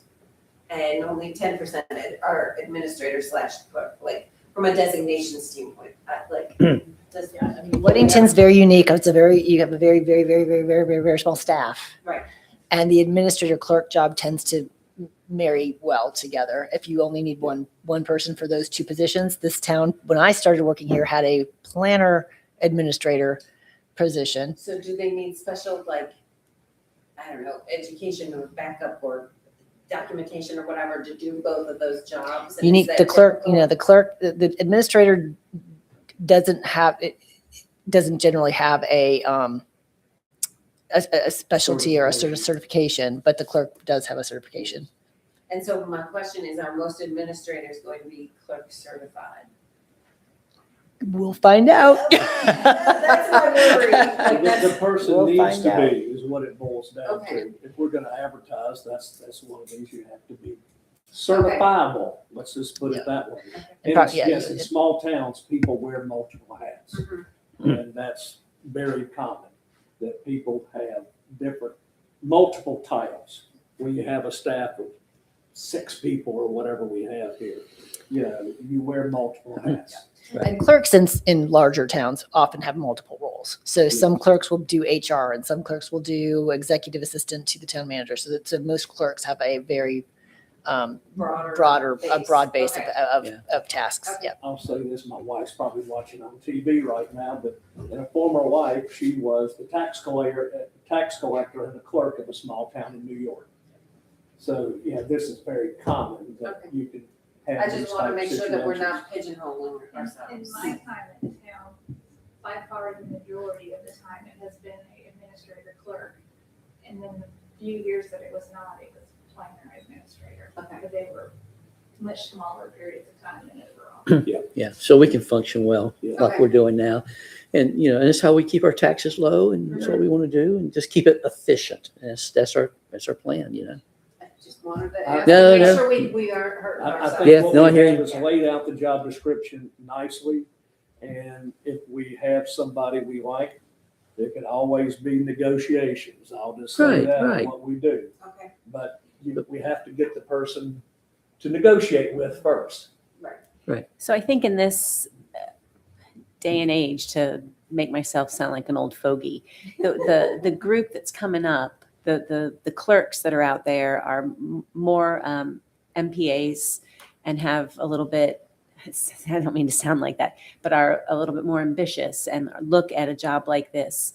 And I hate to say it, but more, it's a stepping stone, but it's appealing because it gives them the experience they need for the administration of a town, and they still have, the clerk duties. okay, So that's, thank you. Yeah. Yep. Perspective. Okay. I Can I, make a motion, we adopt the job description as As stated stated, okay. and have Karen post the position. any direction on salary? I would probably use what's in the budget as a guidance range. Would that not be appropriate? salary can always be discussed if you have the right person. Okay. All right. More or Motion- less qualified. Gotcha. Motion's made and in favor. Okay. It's unanimous. Okay. All right. We'll move forward. Update on the vacancy District 3 seat. I think we've talked about it, and we're going to extend that until this coming Friday, the June 12th. June 12th. After that, that's it. We're just going to cut it off. We gotta do the interview. Yeah, we got to start into the interview process, and we can't, beyond that, we're just, I'm just going to be blunt. You're wasting your time because we've got to have a deadline on this. So we've extended it many times. And so if you don't know you want to do it, then you probably don't do it if you waited this long. So June 12th, this coming Friday, we have to have it in our hands before then. So, but we have some great candidates already. So, if you want to throw it out there, let's go for it because, hey, you How could. many do we have now? And if people Five. are curious, have questions, want to know anything, feel free to reach out to us too. Mhm. Yep. We're happy to field, anything in terms of what we know. Yeah. So Yeah. our emails are on the website. We have 5 or 6 good candidates right now, so come on. Anybody else? Okay. No vote needs to be had on that. That's just an update. New business, discussion of possible consideration of public engagement with LaBella. And that's LaBella with our park. And so anybody want to lead that conversation? I can if you don't. I will start. Okay. So I took a chance to, I suppose with the opportunity to really dig into this. I did have some concerns. I spent many years in market research, working for large advertising agencies, working for Fortune 500 companies. One of the things from a research perspective that you usually start with are your research objectives. Usually you outline what questions are you trying to answer and how you're going to get to them. And I have concerns about how this is written on the phase 1 vision alignment. Specifically, this area is, it says that it's the phase or duration is 2 weeks long. And it basically is looking for collaboration. And it uses this odd, I don't know, it uses updated survey to bring awareness to community engagement. And it uses quotation marks around the word survey. So I don't know, a normal research paper would include like your objectives, as I mentioned, your scope of work. How many mailings would be, postcards would go out to try to get participation from respondents. How is this going to be an online survey? How is it going to be implemented? None of those questions have been answered for me. And that I would like to see a revised scope of work before I can even answer if we should go forward with something like this, because it leaves too many questions as to what are they truly delivering. Can you send me your questions and I can get them to them? Happily, I just think they need a market researcher to look at this to tell us, out of a town of, 14,500, how many postcards would they send out? How many times would they do that? It seems like even just from a timeline perspective, usually it would take 2 weeks to write up what the survey would look like. They have this implemented and completed within 2 weeks. I don't think so. They were saying that when I spoke with them for some clarification on it, the timeline is not set in stone. Okay. But because I didn't understand that either. Okay. It takes longer than that. But I know they weren't expecting to have it Okay. done like that. That would be helpful. I'm happy to supply my questions. I'd like to see scope of work and research objectives. I just don't feel that this is maybe reaching our what we're hoping to accomplish. Once we get that clarified, the reason for doing this is because concerns that people had at the last community meeting, which was the second community meeting technically, about the park and what wanted to be done on the park. People felt there was not enough input or whatnot.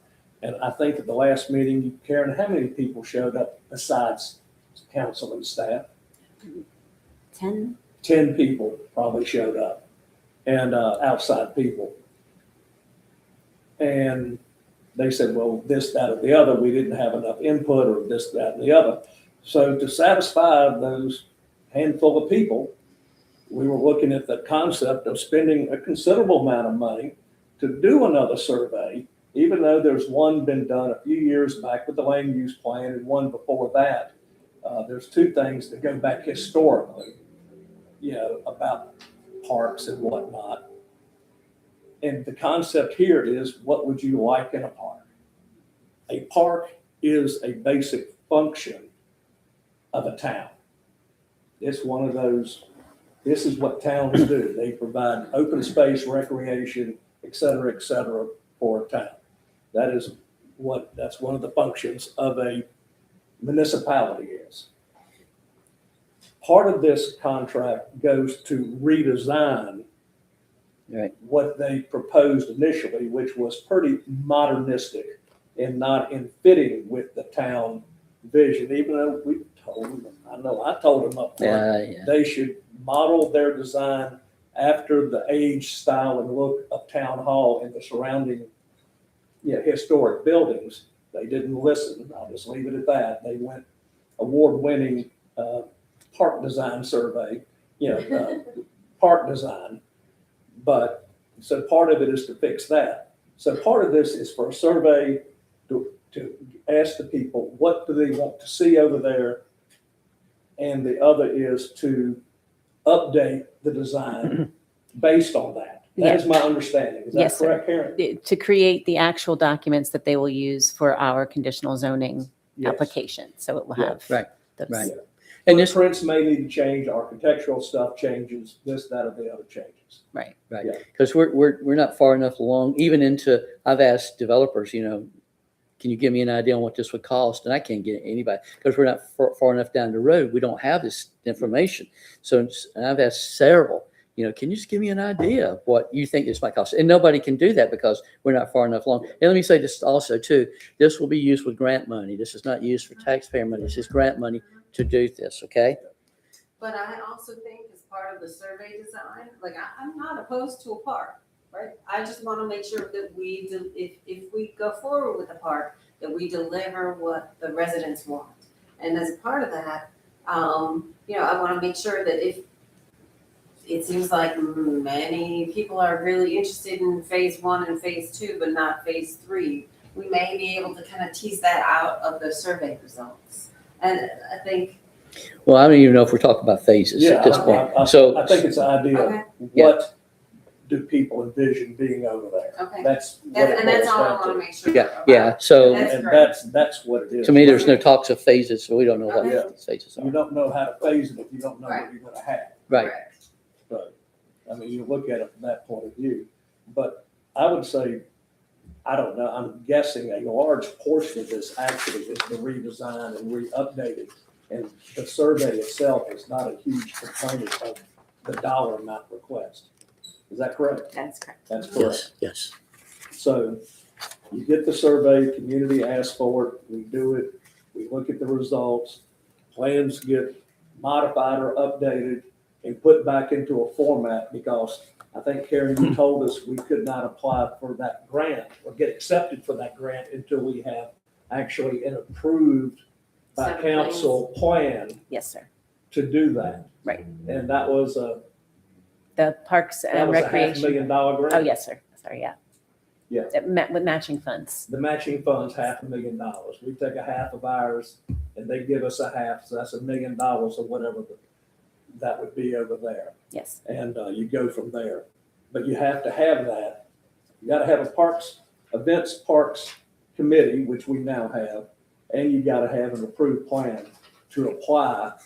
But this would be again next year, calendar year, correct? Yes, sir. And the this scope also includes the sharing of the survey results and Yeah. meetings to present the public engagement Yeah. results and a couple of meetings, open house type things. So. Yeah. But I guess the question of actually how it's done, is that really more details other than, do we need to have Well- everything ironed up front? Or is there areas where we can say, we want to make sure this, is there enough in the contract or has it got to be clarified further, in your opinion? I think if you guys want it clarified further, we should get it clarified further. Okay. Okay. So, I'll have that tomorrow. so how do you want to proceed with this right now? You're not comfortable? So I think we table it until we can get a revised proposal in terms of the, I want You to. make sure the survey part is done to your Exactly. satisfaction. That I'm it's- not a survey person. That it's flushed out properly. I Okay. want to make sure that we Okay. know exactly what we're getting and they're delivering. Can you get with Karen here? I will Y'all happily do that. do that offline. And we'll do Yes. it. Okay. All right. So So we're I make going a motion to table it. to, okay. All in Okay. favor, I assume? Okay. And so it's unanimous to table this and we'll move forward. So you guys just connect on that if you don't mind. Discussion of the SWCA scope of work for environmental survey. And I know, Tom, you've been working on this and have a lot of I have been input. working on this, asking for this for several years since I've been here. I think it's very critical and important for us to know what we have and for our future planner to know what they are dealing with when it comes to environmental stuff in our town, sensitive areas, whatnot. This is a pretty expensive, all-inclusive contract. I want to have something like this done. My concern today is I would like to push this off until we have a planner in place and then have that person's input into what this scope of work is to make sure it's what they feel we need.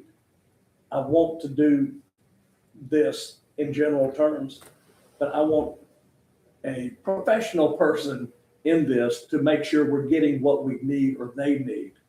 And so I will be fully supportive of this if, once we have not a contract planner, but a full-time on-staff Correct. planner, look at this and bring this up, hopefully this fall, to review again, once that person's in place and has time to look at this and give their input. It could be something this person may be trained to do portions of this and we don't have to. And we don't have to have task 3 or 4 or whatever. Yeah, it may not have to do this, this, or this. I have no idea. Because some people are trained in different things. And I don't want to pay for something we don't need or they don't think we need it. But I think it's a great reservoir of information that the planner would have when a developer comes in and says, I'm going to develop this parcel of property. They can go to this database, pull it up, and let them know up front, well, you have to worry about X, Y, and Z that's on this property. Just be aware of it and put that into your planning. And it's kind of no different than the tree ordinance in a way, Right. where we say, developer, you do your tree survey. We're going to have somebody look behind you to make sure you're doing it right. Well, we've done the basic work up front to know where a lot of these issues are and make sure they address them up front. That's where I see it. And especially when you're looking at watersheds and water quality, sedimentation, all of that, they can identify these things. Plus the So- planner will not only have perspective, but every project that comes through, when they start this project from beginning to end, they will, every new development that comes through, they'll have that as a reservoir of Yeah, knowledge. they can So I take think- ownership and Exactly. being a part of it. So I think it creates a more holistic view of Yeah. our whole town, so Yeah. that's great. Because what this development here affects this down here, and this one comes in and impacts on top and everything. It cascades down. As we know, everything runs downhill, right, Rusty? That's it. It runs downhill. So, but I love the idea. I want something like this done in the near future, but I want to have whoever our planner may be's input to make sure this is what exactly we need. Okay. Can I get a motion then to table I it? make a motion to table this until we have a planner who has had time to review the contract. And I would tell SWCA that we're not rejecting them. We're just putting on hold until we get a planner to be able to review this. Is that fair enough, Karen? Sir? All right. All I in, know a lot of work went into this, but I want this to be done. It's just a matter, I want to make sure we do it, we spend our money wisely. okay. And the motion is to table to some future date, not a particular date, but some future date. Once we have a planner. Okay. And you've made the motion. And all in favor? All in favor? Aye. All right. So it's unanimous. So we're tabling this and we're going to move forward. The acceptance of resignation of town administrator / clerk Karen Dewey, effective June 12th, 2026. Do we have to? Okay. Would you Well- like to say something before? Can I get you to come to the podium? I know it's tough. I was thinking I would wait until my last, all right. Okay. Sit there for that long. Thank you very much for this opportunity to speak to you tonight. It has truly been my honor to serve the town of Weddington for the past 9 years. I'm sorry, I thought I was going to do this. Okay. I'd hoped to walk into retirement from here, but I've been offered an opportunity that I cannot pass up in a role where I can continue my public service. Local government work is challenging in ways most people never see. The employees who serve this town work hard every day under increasing pressure, scrutiny, and criticism. When rumors, speculation, and misinformation replace thoughtful discussion, it becomes difficult for us, the elected officials, and the residents to work toward common goals. And I hope this town continues to value not only transparency and accountability, but also the professionalism, expertise, and civility, because it's those qualities that are essential to effective local government. So I would really like to thank my team, Jaslyn, Leslie, Kim, Debbie, Karen, and our fabulous deputies. Weddington Town Hall runs like a well-oiled machine, despite what you may read on social media. And it is the credit to these amazing folks. Strong organizations rely on professional and knowledgeable staff. I would like to thank the many quiet supporters out there. Your words of encouragement and gratitude have been appreciated. And I know there are a few vocal friends that may be happy to know I'm leaving. And to you all, I simply say you're welcome. I am grateful to those who placed their faith in me by appointing me to this position as the town administrator and clerk. Mayor Liz Callis, Mayor Pro Tem Janice Probst, Council members Mike Smith, Jeff Perryman, and Ann Pruitt. It has been a great ride. I've really enjoyed doing this. I leave with sincere gratitude for this council, your willingness to serve the public, often in what can be a very difficult and thankless role, especially in these times. Mayor Bell, I appreciate our recent conversations, and I wish you and Mayor Pro Tem Smith and Council Member McLaughlin the best of luck moving forward in the best interests of all the Weddington residents, and to do so by leveraging the skills and expertise and insights of your experts on staff. I really appreciate it. Thank you, and for all the kindness you've shown me. I want to say we're going to miss you, and to fill your shoes, we just can't.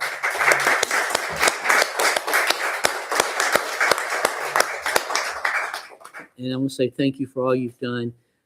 I know it's been like herding cats with us at times, and I get that.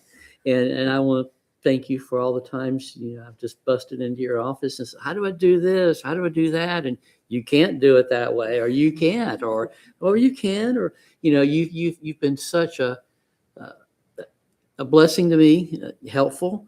And it's just, you've been incredible. And that's an understatement. So thank you for all you've done for this town for all these years. And I just, I'm going to speak. I'm going to tell. I'm going to tell your future mayor that if it doesn't work out, to send you back. So Mayor Murray has a good one. So thank you. You guys want to say anything? Ladies first. So Karen, I know I kind of pulled you aside earlier today. It has been quite a journey being new on council, not knowing my way around all of this. You have been like the flashlight in the darkness. I appreciate all that you've done truly to show me the way.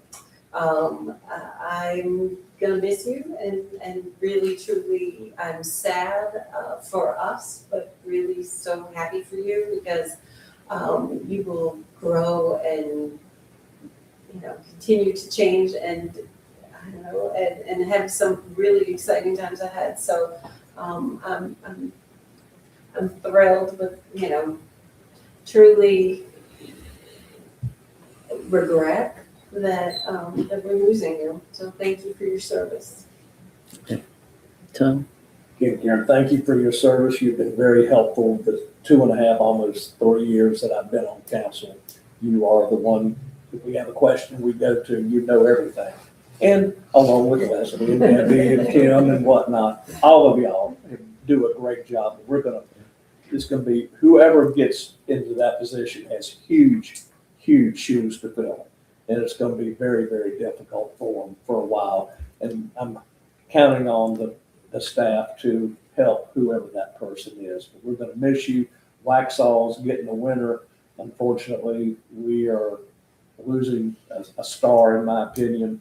And to finish this conversation, because we need to do it, I'm going to begrudgingly make a motion that we accept Karen's resignation effective June 12th. June 12th. June 12th, as she requested.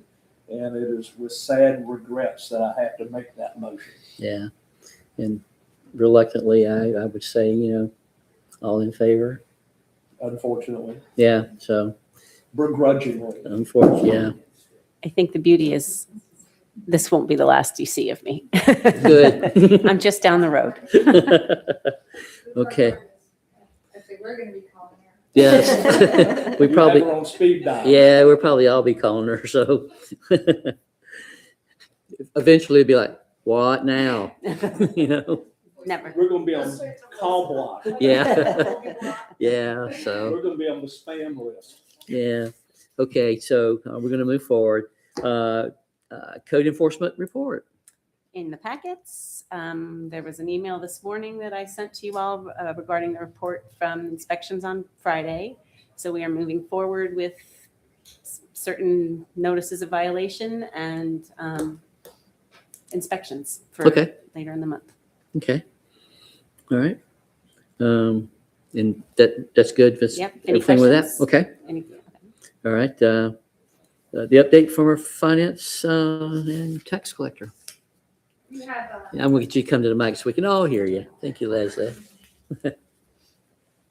You have the monthly statements in your packet. We are now in the last month of the year, so it is what it is at this point.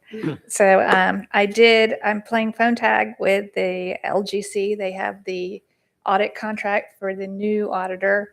I talked to the new auditor Monday, and she, once that contract gets approved, is ready to come out. She feels confident that she can get our audit done and submitted by June 30th. So we are very hopeful that the LGC will move quickly with approving that contract. Okay. And that is all I have. And LGC knows the urgency that we have, I assume. They do. So, but the one thing I do want to make sure that you're aware of is, on the off chance, and I should know before June 30th, we would need to file an appeal if we don't get that audit submitted. So I will keep you updated on how that situation goes. I have a question. Well, like I said, I played phone tag today. So I left a message for the LGC contact to call me tomorrow morning on my cell phone. So hopefully I'll know something about that. It's related because we still have an outstanding contract with the old auditor that needs to be terminated, and what their how that works. I don't know. I have a question for the two Karens to be on this subject. Do we need to authorize Leslie to file the appeal if it looks like preemptively Yes. approve an appeal in case it's needed? Or do you go ahead and Yeah. just do Can that? she do it, or do we need to give instruction, or what do we need to do? We've never been here. Never done that before. Yeah, I'm not There sure. won't be We've another not, council meeting. yeah, well, you might have to call a special meeting. So, But can we do a preemptive and say we authorize it? in the event we need one for this Yes. purpose. Let's try that and see what happens. It'll depend on what the LGC requires of us at the time. So, but that's, yeah. Because I'd like to give her the power to file the appeal. Yeah. if Yeah, I needed. hear you. Yeah, Yeah. so let's do it. And I'm not sure that we will confirm that this is going to be an okay way to do it. If not, we're going to have to call a special meeting. But can we do it, and if it's not okay? Yes, we call a yes, yes, special yes, meeting? yes. That's, What I will do too is if we do not have an auditor in here, I would say the 20th of the month. It's pretty quick turnaround. They're usually only a day of field work, and then she can just draft the financials. But if we are not able to get started by that date, I will go ahead and let you guys see what it says. We can take it from there. But how much notice do we? special meeting 2 days. Okay, So, yeah. okay. So We have to review the statement after it's done before we approve it? Yeah. Yes, but we just have to get it submitted to them June 30th. Okay. their just the review- their- LGC, yeah. Not the full state. No, no. Okay. That So, answers- yeah. We just have to hit the Then we send have button to to approve it, them then by we- June. We're talking about June 18th. If we may have to call a special meeting depending on what we hear. If we don't Yeah. hear anything by June 18th. we Yeah, have to and call a we'll take special care of that, but we're going to go ahead and Yeah. give her permission. You'll now. still have time after that to, but I'm going to go ahead and get proactive on what that response would be. So hopefully we won't need it. Yes. We'll have it in case. So, Okay, can I get a motion to give her approval Is to it do that? okay, you think, for us to make a motion, preemptive It is- motion? yeah, we're going to do it. And then if there are more steps required, when we get closer to it, we will come back and Yes. do it Yes. the way that the LGC requires us. I make a motion that we authorize Leslie to prepare the appeal, I guess it's called an appeal, that for late filing in the event that we don't have somebody in place in time to do the. And file it. I would And also, file I would actually, properly. yeah. Correct, okay. All in And favor? file the letter. Okay, so it's unanimous on that, so we, go ahead and, whatever you need to do, Leslie. Thank you. Thank you so much. Okay. Update from our town administrator. At the May Planning Board meeting, the planning board forwarded the Toll Brothers Morris Farm project to the council with a recommendation for approval, and that will come before the town council when we have a planner. And that was all they discussed. I have a little update on the Potter and Forest Lawn Roundabout. The right-of-way is completed. The utilities the movement of the utilities has started this month. Preliminary engineering will be completed in December. Construction will start in June of 27, and that's actually 2 years from the original projected date. So, and I believe we have paid all of our money unless it goes I thought that over. was the question. I'm pretty sure we paid Yeah. everything a while back. June 27th coming up. June 2027. Yeah. 20 1 year from Sorry. now. A year from now. So it was originally supposed to be done, started in May of 2025, sorry. But it's been pushed around a lot. They ran Your into a fingers lot of crossed. hiccups with the right-of-way acquisition. Gotcha, okay. Anything else? That's it. Okay, update for the Park and Events Committee, and this past Monday, they had their first meeting with everyone, and I was here, and everybody's sworn in. They just hit the ground running. A lot of great suggestions, comments, ideas flowing, and I'm going to ask Gail to come up, prepared to Mike to sort of give us an update on that. 'Cause she's the Gail Butler's the chair of the committee, and so, but I think I'm excited about all the stuff they're coming up with. So, Gail, for the Park and Events Advisory Board, tell us what you got. Thank you, Town Council. Thank you, Emery. Well, let's talk about something happy. We had our first meeting on June 1st. We had our total board there. It was magnificent. We accomplished a lot of things. And first of all, we're going to start off on July the 31st through August 1st. We're going to do, let me take my glasses off. John Houston, who actually will be displaying some Revolutionary battle items, a copy of the Declaration of Independence, and a map of the location, and I will tell you about this, Camp New Providence. Evidently, in the Revolutionary War, something happened right across the street. I think it was Nancy's farm. It was called Camp New Providence. Following Kings Mountain, the winning, the Continental Army retreated to and strategized at Hunter Farms across the street, strategized for the Continental excuse me, I'm sorry. This has been a difficult time, and I appreciate it. I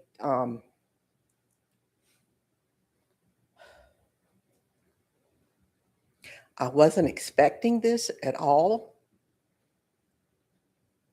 And Jim, now I know why you asked me to speak. I am humbled, and I would not change a thing that I did or said. And Nancy,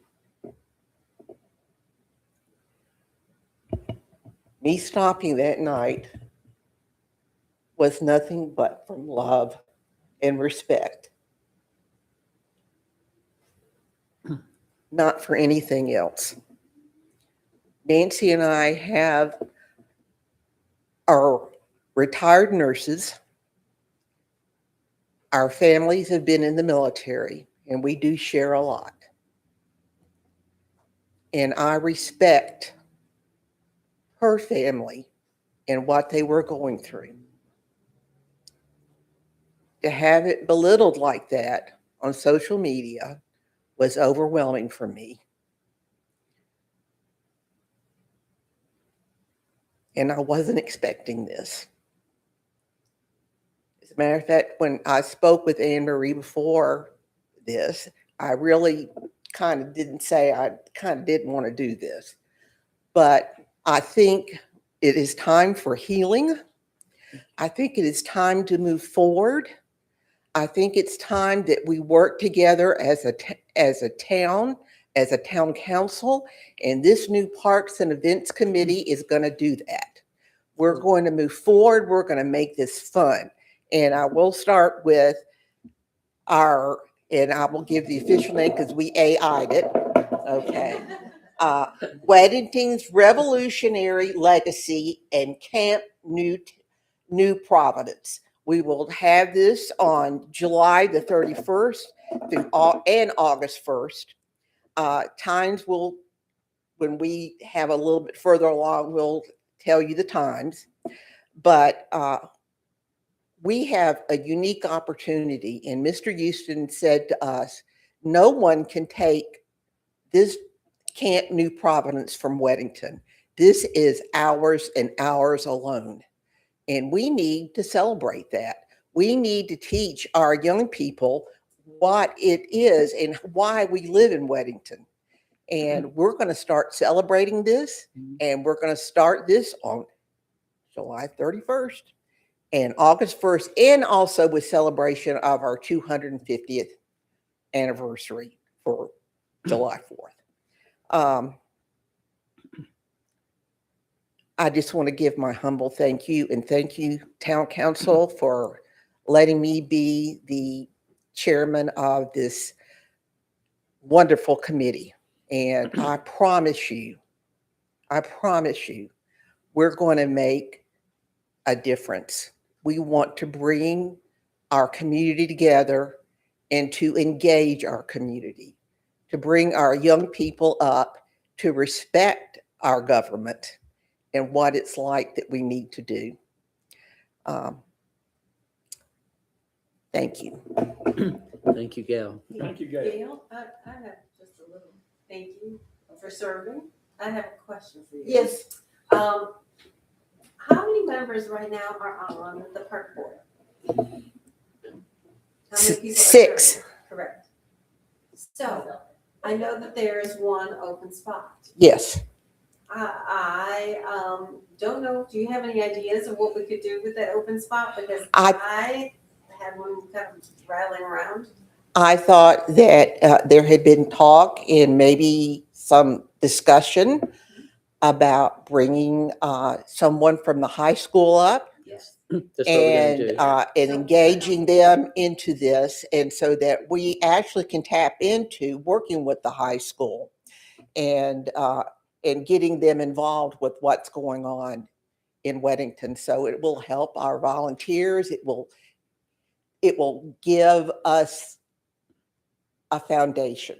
Correct. So it is a strategic idea. Yes. We are holding that spot specifically for a member of our Weddington High Right. School, or one of the high schools that would Right. be the You'll be the chair of And the so I wanted Weddington to- Youth Council. Correct. So we wanted to make sure that everybody knew that was the purpose for a Intentional. 6-member, right? It was intentional.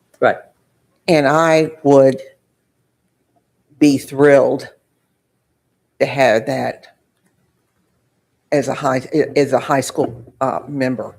I'd love it.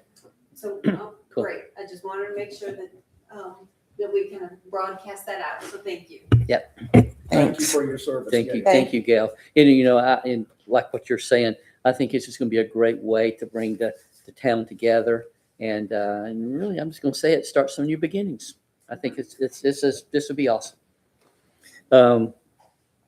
The transportation report, I said it last month. I'm just gonna recap it.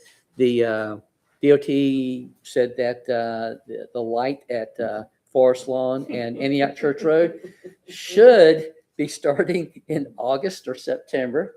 And we'll keep fingers crossed, but they've been saying that for quite a while now. But so hopefully in August or September, we'll start seeing some poles go up, and hopefully we'll get that done. So anyway, FYI, CRPTO was last month. As you know, I'm on the board of the CRPTO, and of course, everybody has heard how they voted down the I-77 South expansion. I voted because we had talked, and we felt as a town that this should go forward, and had support on that. And so I voted to support it and voice my concerns that it should not be killed, but should go forward and try to make it a win-win. And my thing has always been, it should be a win-win for the residents, not be put on the back of the residents in those communities, but also I think for Charlotte, for the region, something has to be done. And so I was very disappointed in how that vote turned out. I'm just hoping something will happen in the future. Right now, I guess we've lost $700 million. So let's just see what happens. So if it comes back around, I will support something to be done, because we definitely need that for Charlotte and the region. Because I'll say this last thing, as of from January 1st of 2024 to July 1st of 2024 to July 1st of 2025, Charlotte was the fastest growing city in the nation. In this area, we've been somewhere between this region, the 3rd to 5th fastest growing region in the nation. So with 170 something people moving to this town or Charlotte area a day, there's something that's got to be done. So anyway, I'm rambling on by saying that was disappointing in that vote. And so hopefully we can get another chance at it. Council comments. Anybody want to go first? I agree with everything that has been said and that we need to pull together. We need to pull together as a town. We need to pull together as a council. We need to pull together as a team. And so truly, I'm one of those people to roll up my sleeves. If I have questions, the questions are not meant in any way to antagonize. They are just to reach for clarity. I am thinking that, I'm sad to see Karen go. And I think we have a long road ahead, but this is the first step. So.